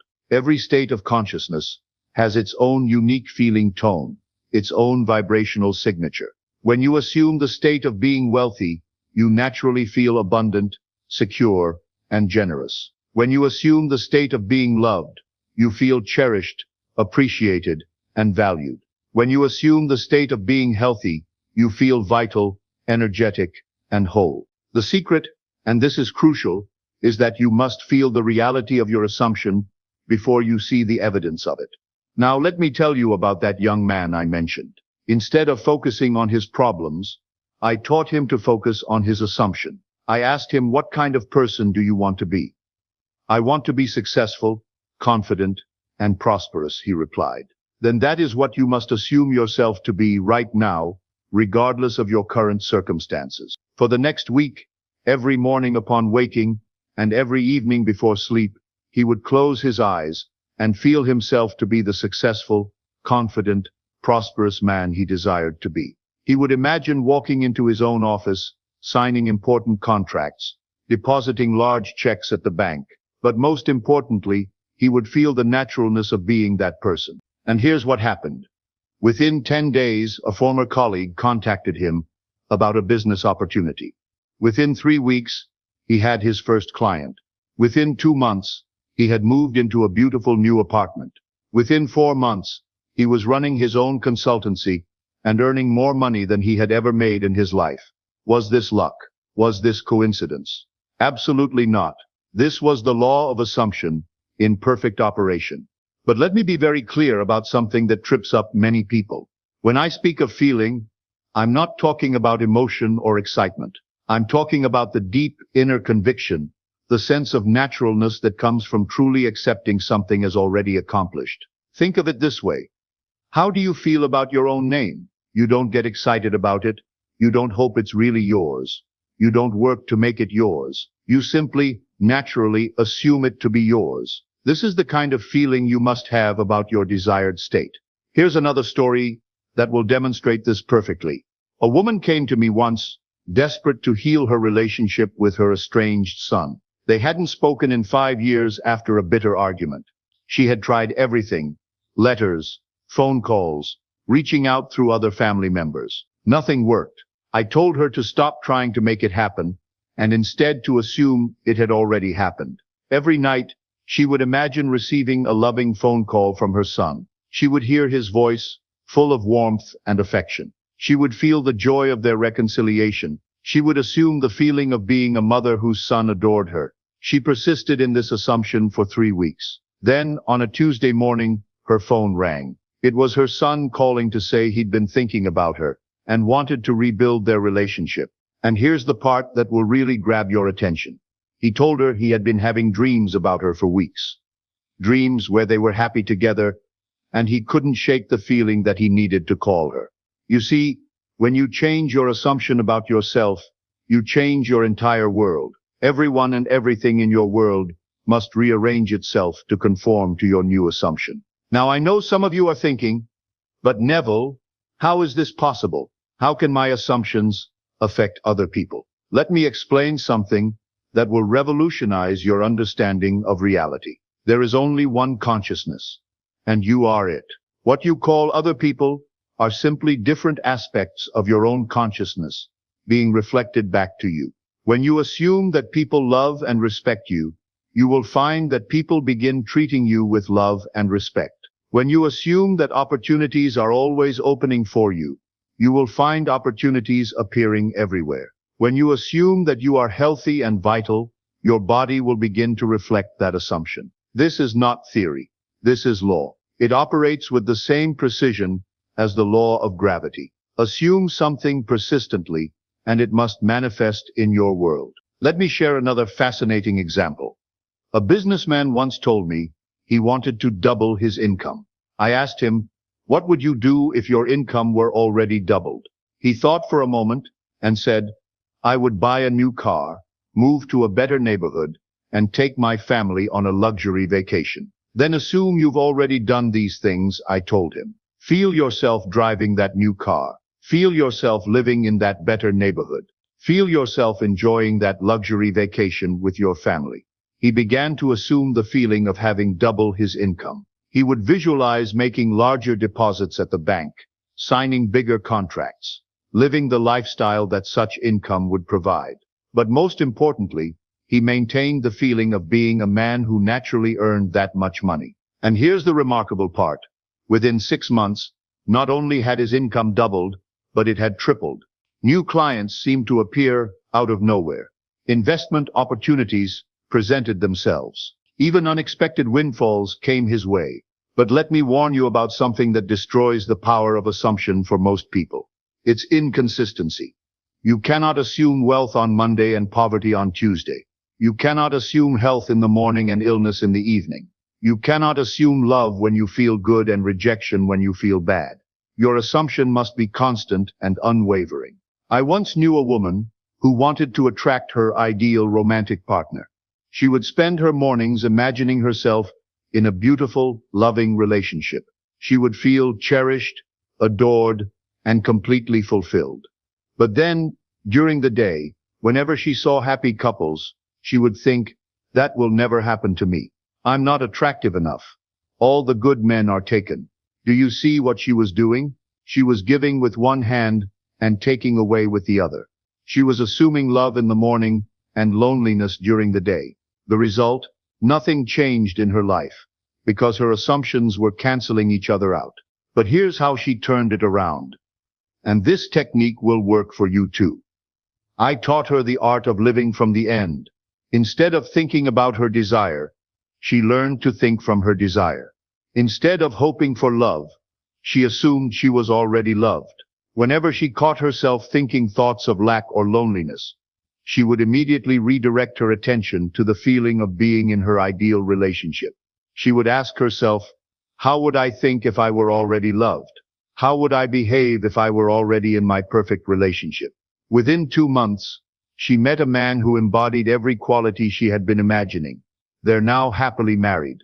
Now, let me share with you the most revolutionary truth you'll ever hear.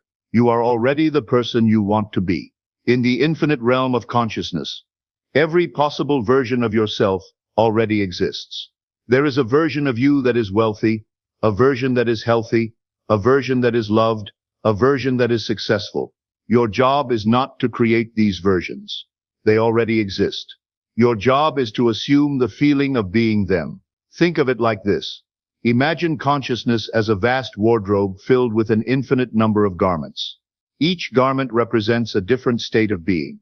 Right now, you're wearing the garment of your current state. If you want to experience a different state, you simply need to change your garment. Change your assumption. The wealthy version of you isn't something you need to become in the future. It exists right now, in this moment, in the realm of pure possibility. When you assume the feeling of being that wealthy person, you literally step into that version of yourself. Let me give you a powerful technique to do this. Close your eyes right now and imagine that you are already everything you want to be. Don't think about how you'll get there or when it will happen. Simply assume that you are already there. Feel the satisfaction of having achieved your goals. Feel the joy of being the person you've always wanted to be. Feel the peace that comes from knowing that all your desires are already fulfilled. This feeling, this is your prayer. This is your creative power. This is how you change your world. Now I know some of you are thinking, this sounds wonderful, Neville, but how do I apply this practically? How do I maintain this assumption when my circumstances seem to contradict it? Here's the secret. You must be willing to live by an inner conviction rather than by outer appearances. Your senses will tell you that nothing has changed. Your bank account will show the same numbers. Your mirror will reflect the same appearance. Your relationships will seem the same, but you must persist in your assumption, despite the evidence of your senses. Remember, your senses only show you the past, the results of your former assumptions. They cannot show you the future, the results of your new assumption. That's why it takes faith to live by assumption, rather than by sight. Let me share a technique that will help you maintain your assumption. Every time you encounter evidence that contradicts your desired state, instead of reacting to it, revise it. If you want to be wealthy but receive a bill you can't pay, don't accept that experience. In your imagination, revise the scene. See yourself easily paying the bill, even having money left over. Feel the satisfaction of financial abundance. If you want to be healthy but feel symptoms of illness, don't accept that experience. In your imagination, revise the scene. See yourself feeling vibrant and energetic. Feel the joy of perfect health. This isn't denial, this is revision. You're not pretending that unwanted circumstances don't exist. You're rewriting them in consciousness, which is the only place where change can originate. And now let me share with you the ultimate secret. The one that very few people understand. The person you assume yourself to be is not just who you become. It's who you've always been. Your true self is not limited by your past, your circumstances, or your conditions. Your true self is the unlimited, infinite consciousness that can assume any state, experience any reality, become any person. When you assume a new state, you're not becoming someone different. You're revealing who you truly are beneath all the false assumptions you've accepted about yourself. The person you want to be is not a stranger. It's your true self, that confident, successful, loved, healthy, prosperous person you dream of being. That's not someone you need to become. That's who you really are, underneath all the limiting beliefs and false assumptions. Now, let me walk you through the exact process of transformation. Step 1. Know what you want. Be specific. Don't say, I want to be successful. Say, I want to be a best-selling author, or I want to own a thriving business, or I want to be in perfect health. Step 2. Construct a scene that implies your desire is fulfilled. This should be a simple, natural scene that would happen if your desire were already a reality. Perhaps it's a friend congratulating you on your success, or you looking at your bank statement with satisfaction, or feeling the energy of perfect health. Step 3. Enter the scene in imagination. See it clearly. Hear the sounds. Feel the emotions. Make it as vivid and real as possible. Step 4. Capture the feeling. This is the most important part. How would you feel if this scene were really happening right now? Capture that feeling of satisfaction, joy, relief, or gratitude. Step 5. Assume that feeling throughout your day. Whenever you think about your desire, return to that feeling. Live from the assumption that it has already happened. Step 6. Persist until it feels natural. Keep assuming this new state until it becomes your dominant assumption about yourself. Let me share a personal example. Years ago, I wanted to speak to larger audiences about these principles. At the time, I was speaking to small groups of perhaps 20 or 30 people, but I assumed the feeling of addressing thousands. I would imagine standing before a vast audience, feeling the energy of hundreds of people hanging on every word. I would hear the applause, feel the satisfaction of sharing these truths with so many people. Most importantly, I would assume the feeling of being someone who naturally spoke to large audiences. I persisted in this assumption for months. Then, seemingly out of nowhere, invitations began arriving. Radio stations wanted interviews. Larger venues offered speaking opportunities. Publishers became interested in my work. The result? I began speaking to audiences of hundreds, then thousands. But here's the key. It didn't feel like a miracle or a stroke of luck. It felt natural, because I had already been assuming it to be true. But what about doubt? What do you do when doubt creeps in? When your mind tells you this is impossible? When logic says your assumptions are just fantasies? Here's what you do. You remember that doubt is just another assumption. If you can assume limitation, you can assume possibility. If you can assume failure, you can assume success. If you can assume sickness, you can assume health. Doubt has no more power than belief.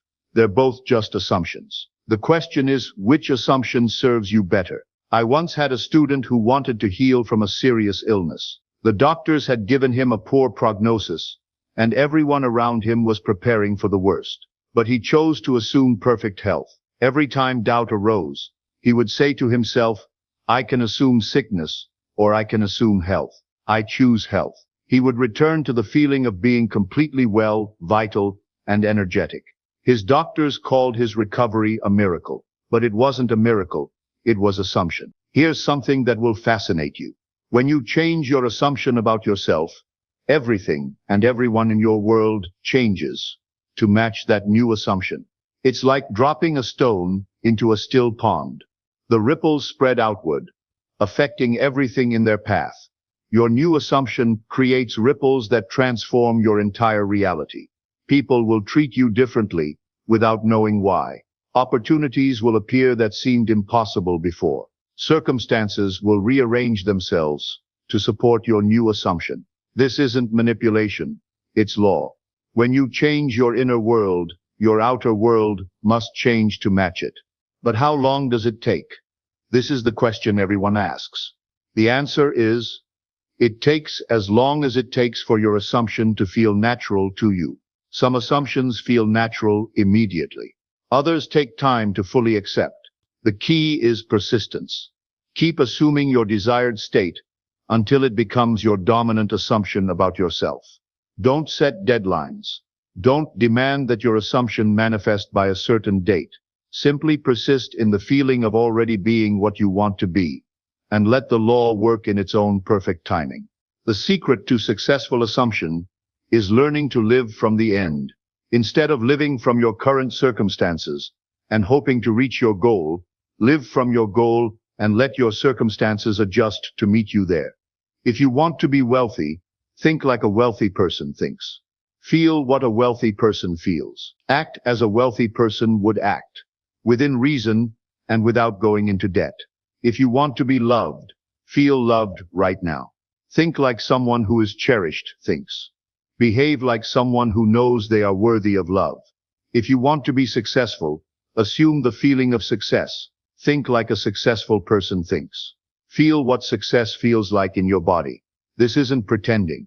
This is assuming.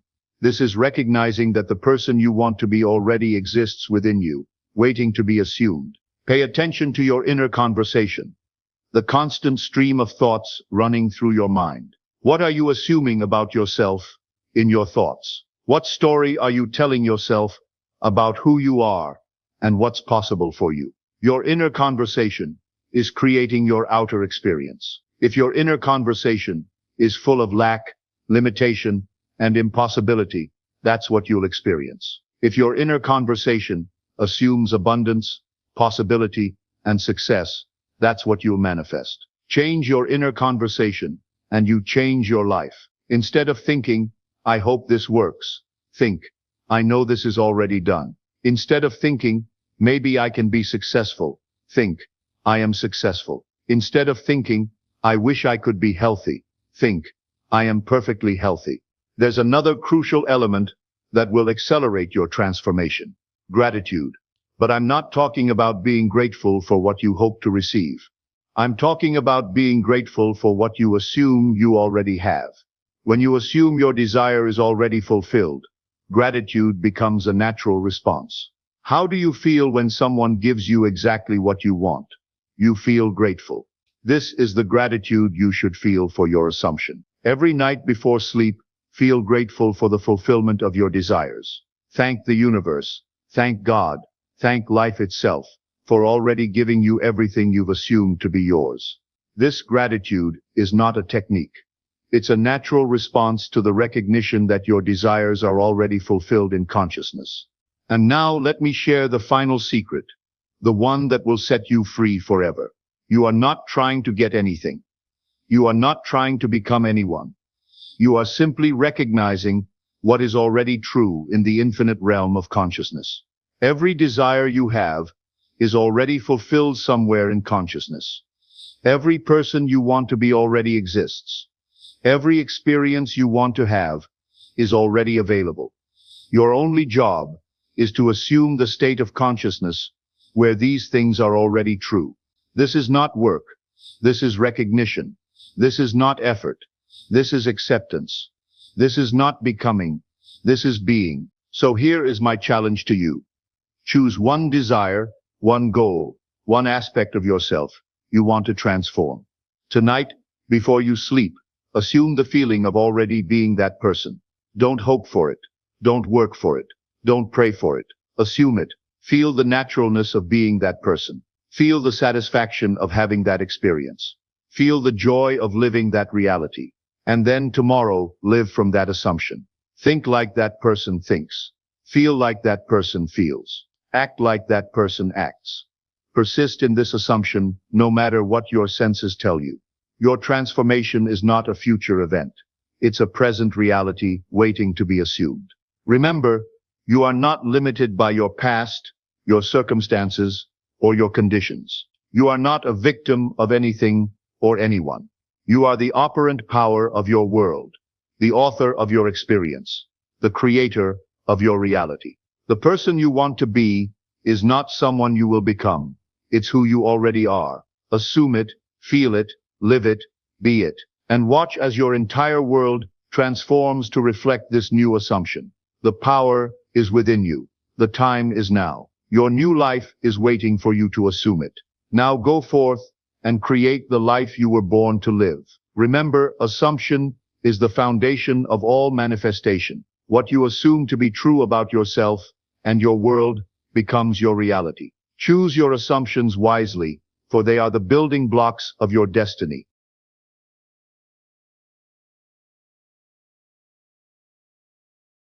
My friends, tonight I want to reveal to you the most profound secret about manifestation. A secret so powerful that once you truly grasp it, your entire reality will transform before your very eyes. Everyone talks about manifestation as if it's this magical process where you set an intention, think positively, visualize the outcome, and then the universe delivers what you asked for. But I must tell you the uncomfortable truth that most teachers will never share with you. Manifestation doesn't work simply because you want it to. It doesn't respond to your desire. It doesn't answer your affirmations. It responds to something far more powerful, far more consistent, and far more subconscious. It responds to your energetic state of being. This is the fundamental principle that most manifestation teachers either don't understand or don't emphasize enough. You can repeat affirmations all day long. You can write your goals in a journal. You can meditate, visualize, create vision boards. These tools are all useful, my dear friends. But if deep down, your emotional signature is still rooted in lack, fear, doubt, or unworthiness, then those are the frequencies you're broadcasting into what the mystics call the quantum field. And this field, as modern quantum physics now shows us, doesn't respond to your intentions. It responds to your signal. I want you to understand something profound. Your personality creates your personal reality. But what I really mean is that your habitual thoughts and emotions form an energetic blueprint that the field then reflects back to you as your life circumstances. So the real secret isn't about asking for what you want. It's about becoming the version of you who already has it. It's about aligning your mind, your heart, and your body into a coherent signal that the universe can recognize and mirror back. This is where most people become trapped, my friends. They set intentions, but remain emotionally addicted to their old patterns. They say they want abundance, but live in a state of scarcity. They claim they want love, but operate from fear of rejection. They strive for health, but hold on to stress and resentment. And so, despite all their conscious efforts, nothing changes.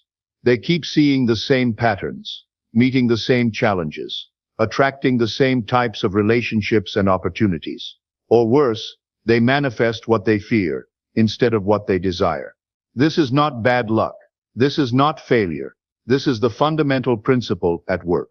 The quantum field responds to your subconscious programming far more than to your conscious desires. It's not about what you're thinking once in a while. It's about what you're being all the time. And here's where it becomes even more fascinating. Your subconscious patterns are not just mental, they are embodied. Your body has become so conditioned to your past emotional states that even when your mind says, I am abundant, your body screams, I am still broke. This internal conflict sends a mixed signal to the quantum field. And in quantum mechanics, coherence is everything. Without coherence, there is no constructive interference, no amplification of your signal, no collapsing of the desired potential into manifested reality. This is why so many people feel like manifestation doesn't work for them. They try, they push, they affirm, but they don't shift their energetic baseline. They don't realize that manifestation is not about getting what you want.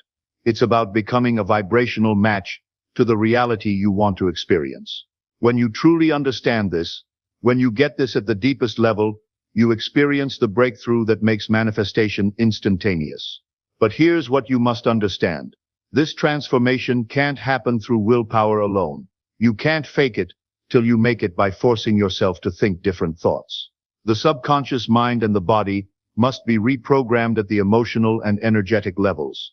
This is why true transformational practices focus not just on visualization, but on evoking elevated emotional states, gratitude, love, abundance before the external circumstances change.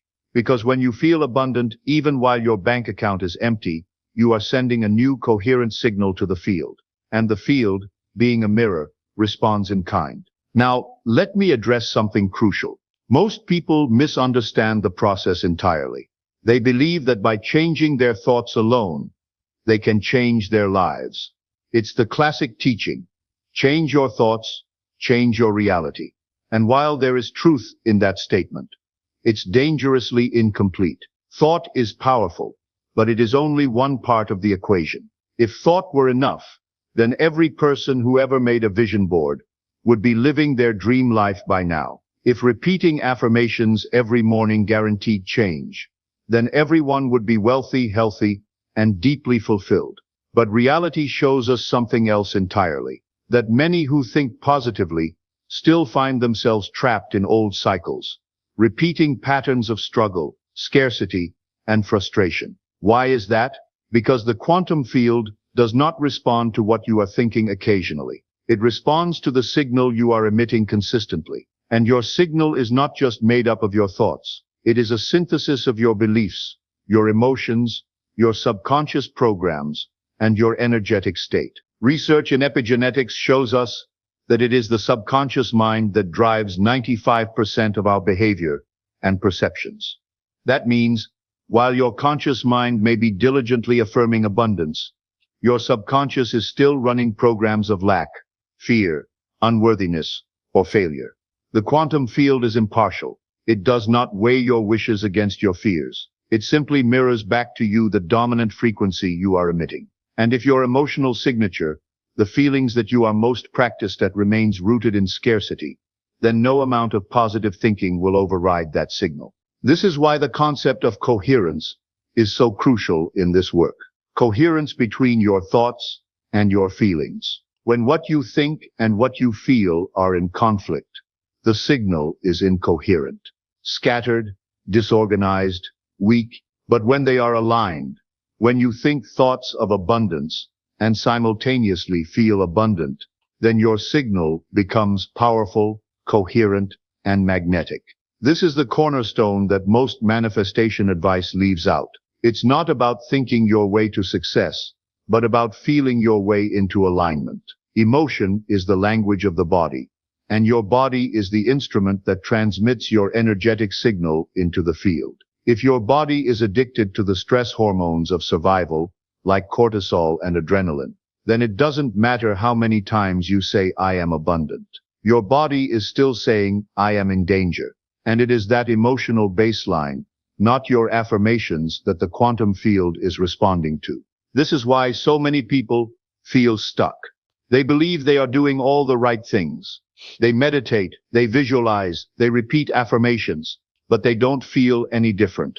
And because they don't feel different, they keep broadcasting the same old signal into the field.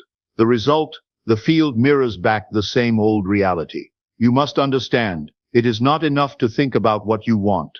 You must become it emotionally and energetically before it arrives. The subconscious mind, shaped by years of past experiences, traumas, beliefs, and cultural conditioning, acts like a filter. It determines how much of your conscious desires can actually pass through into your lived experience. And unless you deliberately reprogram this filter, your manifestations will continue to be blocked or distorted by old subconscious scripts. Now let me help you understand something profound about the nature of reality itself. The quantum field is a realm of infinite possibilities. Every potential outcome already exists as a wave of probability waiting to be collapsed into form by your observation and vibrational match. But here's what most don't realize. You don't observe with your eyes alone. You observe with your entire being, your thoughts, your emotions, your beliefs, and your energetic state. The observer effect is not just a scientific principle, it is a spiritual technology. When you observe your desired reality with thoughts of longing and feelings of lack, you are not truly aligned with that reality. You are observing it as something separate from you, something you hope to one day achieve. But when you observe it as something that already exists within you, when you assume the emotional state of already having it, you collapse that potential into form. This is why thought alone doesn't work.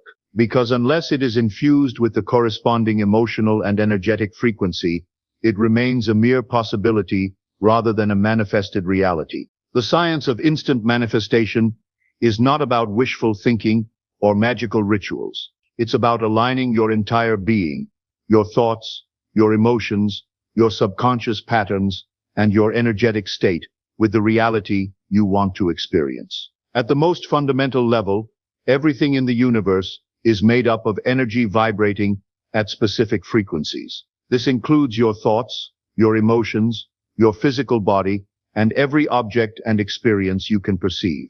The quantum field is a vast sea of potential, a matrix of infinite possibilities where all potential realities exist simultaneously as probability waves. These waves remain in superposition, existing in multiple states at once, until they are collapsed into a single observable reality through an act of observation. But here's what many don't realize. You are always observing, always measuring, not just with your physical senses, but with your consciousness, your beliefs, your expectations, and your emotional state. Your very presence as a conscious being is a continual act of observation that influences how reality materializes around you. The quantum field doesn't respond to random thoughts or fleeting desires. It responds to the dominant frequencies you embody most consistently. This is where the concept of resonance becomes crucial. When a system vibrates at a particular frequency, it can cause another system to begin vibrating at that same frequency, a phenomenon known as entrainment. In the context of manifestation, when your internal state is vibrating in resonance with the reality you desire, the quantum field begins to entrain to your signal, organizing circumstances, opportunities, and synchronicities that bring that potential reality into form. This is why instant manifestation is possible. Not because you have manipulated the universe through force, but because you have become such a coherent, resonant signal that the field has no choice but to reflect that frequency back to you. It's like tuning a radio.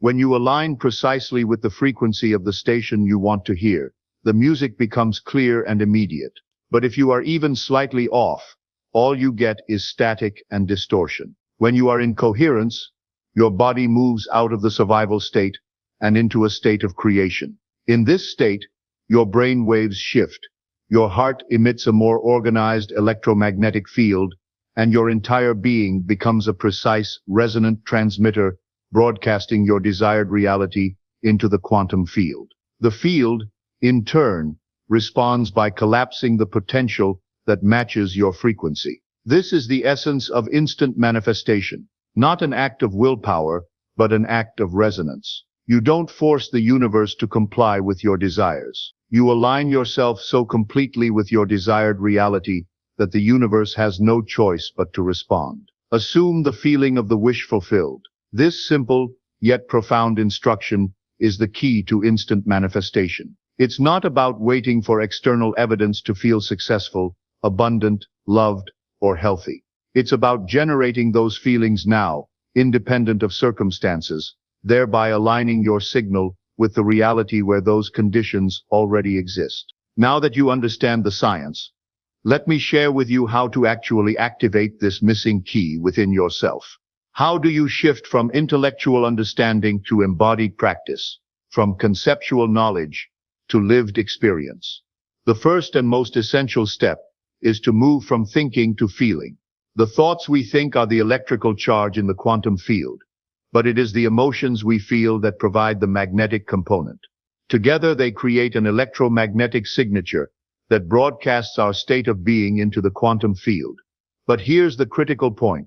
Most people try to change their lives by only changing their thoughts, neglecting the emotional programming that continues to emit the old familiar signal of their past. To activate the missing key, you must begin by deliberately cultivating elevated emotional states, not in response to external conditions, but as a conscious choice independent of circumstances. This means feeling gratitude before the thing you desire arrives, feeling abundance before the money shows up, feeling love before the relationship manifests. This is the true secret. When you feel as if your manifestation is already present, you collapse the potential from a wave of probability into a particle of reality. Your heart, for example, has its own electromagnetic field, measurable several feet beyond your body. When you experience emotions like gratitude and love, your heart's field becomes more coherent, sending harmonious signals to the brain and shifting your body into a state of regulation and balance. This state of heart-brain coherence is not just pleasant. It is essential for creating a powerful, unified signal that the quantum field can recognize and respond to. True transformational practices are structured precisely for this purpose, to help people break free from the habitual patterns of their past and to entrain their bodies to the emotions of their future. When you practice elevated emotional states consistently, your body learns to trust that new state as your new normal. This is how you overcome the biological addiction to survival emotions like fear, anger, and unworthiness. But emotional mastery alone is not enough. The second step is embodiment. This means that your new state of being must be integrated not just in meditation, but in your daily life. How do you carry yourself? How do you speak, act, and make decisions? Are your behaviors aligned with the reality you are intending to manifest? If you want to manifest success, but your habits reflect procrastination and self-sabotage, then you are not embodying the signal of success. Embodiment requires that you show up every day as if you already are the person you are becoming. You make decisions from that place. You set boundaries from that place. You relate to others from that place. This is where the missing key becomes active, not just in isolated moments of meditation, but as a continuous state of being. The third crucial element is presence. Most people live their lives caught in the familiar past or the predictable future, rarely inhabiting the present moment. But manifestation occurs in the now, because the now is the only place where the quantum field is accessible. The field is not something out there in some distant future. It is here, vibrating around you and through you at all times, waiting for you to tune your signal and engage with it consciously. Presence means letting go of the known, your habitual thoughts, feelings, and behaviors, and stepping into the unknown, where all possibilities exist. This can feel terrifying because the known, even if uncomfortable, is familiar and predictable. The unknown requires trust. Trust in yourself. Trust in the process. Trust in the intelligence of the field. The field is a mirror. It reflects not what you desire, but who you are being in this moment. One of the most effective ways to cultivate presence is through breath work. Conscious breathing brings your awareness out of the mental noise and into the body, grounding you in the here and now. It shifts your physiology out of the stress response and into a state of openness, allowing you to access the deeper layers of your subconscious and to broadcast a more coherent signal. Another essential tool is visualization, but not in the superficial sense of imagining images in your mind's eye. True visualization involves embodying the emotional and physiological state associated with the vision. It's about rehearsing in your body the experience of already living that reality. until your nervous system no longer distinguishes between what is imagined and what is real. Neuroplasticity ensures that the brain rewires accordingly, creating new neural pathways that support your new identity. In practical terms, it means that you wake up each day and deliberately choose to think, feel, and act in alignment with your desired reality. It means that when old triggers arise, you recognize them for what they are, vestiges of your past programming, and you choose to respond differently. It means that you stop waiting for your external reality to change before you feel good, and instead, you make feeling good your new baseline, knowing that your internal state is the cause, not the effect. When you live this way consistently, something remarkable happens. The gap between intention and manifestation shrinks, synchronicities increase, opportunities arise seemingly out of nowhere. People, resources, and experiences align with precision and speed. Now that you've learned how to activate the missing key behind manifestation, you stand at a threshold. The moment where theory must become practice, where knowledge must evolve into embodiment. This is the point where you shift from living as a passive observer of your circumstances to becoming a conscious creator of your reality. And this shift changes everything. It is no longer about reacting to life, about waiting for external conditions to improve, so that you can finally feel happy, abundant, or loved. It is about realizing that your internal state is the creative force that shapes the very fabric of your existence. The field doesn't respond to what you want. It responds to who you are being consistently, day after day, moment after moment. To live as a conscious creator means to take radical responsibility for your energy.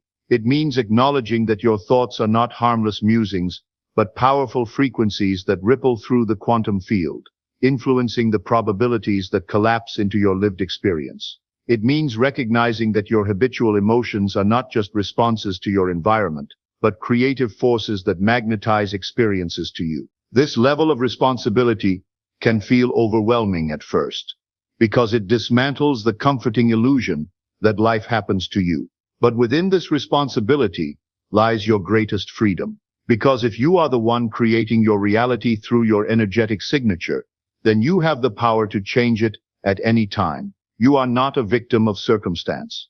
You are the architect of your destiny. Living as a conscious creator requires vigilance and compassion. Vigilance to become aware of the moments when you slip back into old patterns, when fear, doubt, or unworthiness attempt to pull you back into familiar states of being. And compassion to understand that these patterns are not flaws, but survival mechanisms you developed to navigate the world in the past. They served a purpose, but they no longer define you. We are never more powerful than when we are conscious of our power.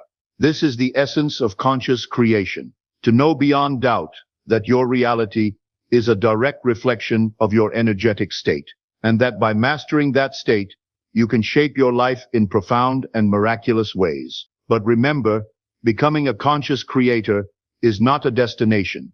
It is a practice. It is a way of being that you cultivate through your choices, your attention, and your presence. Some days will feel effortless. Others will feel challenging. But every moment offers you an opportunity to realign, to choose coherence, to embody the version of you who is already living the life you desire. The field is always listening.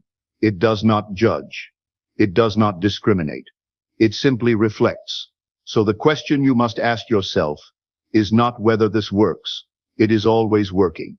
The question is, are you ready to align with it consistently, courageously, and consciously? Your journey doesn't end here. It is just beginning.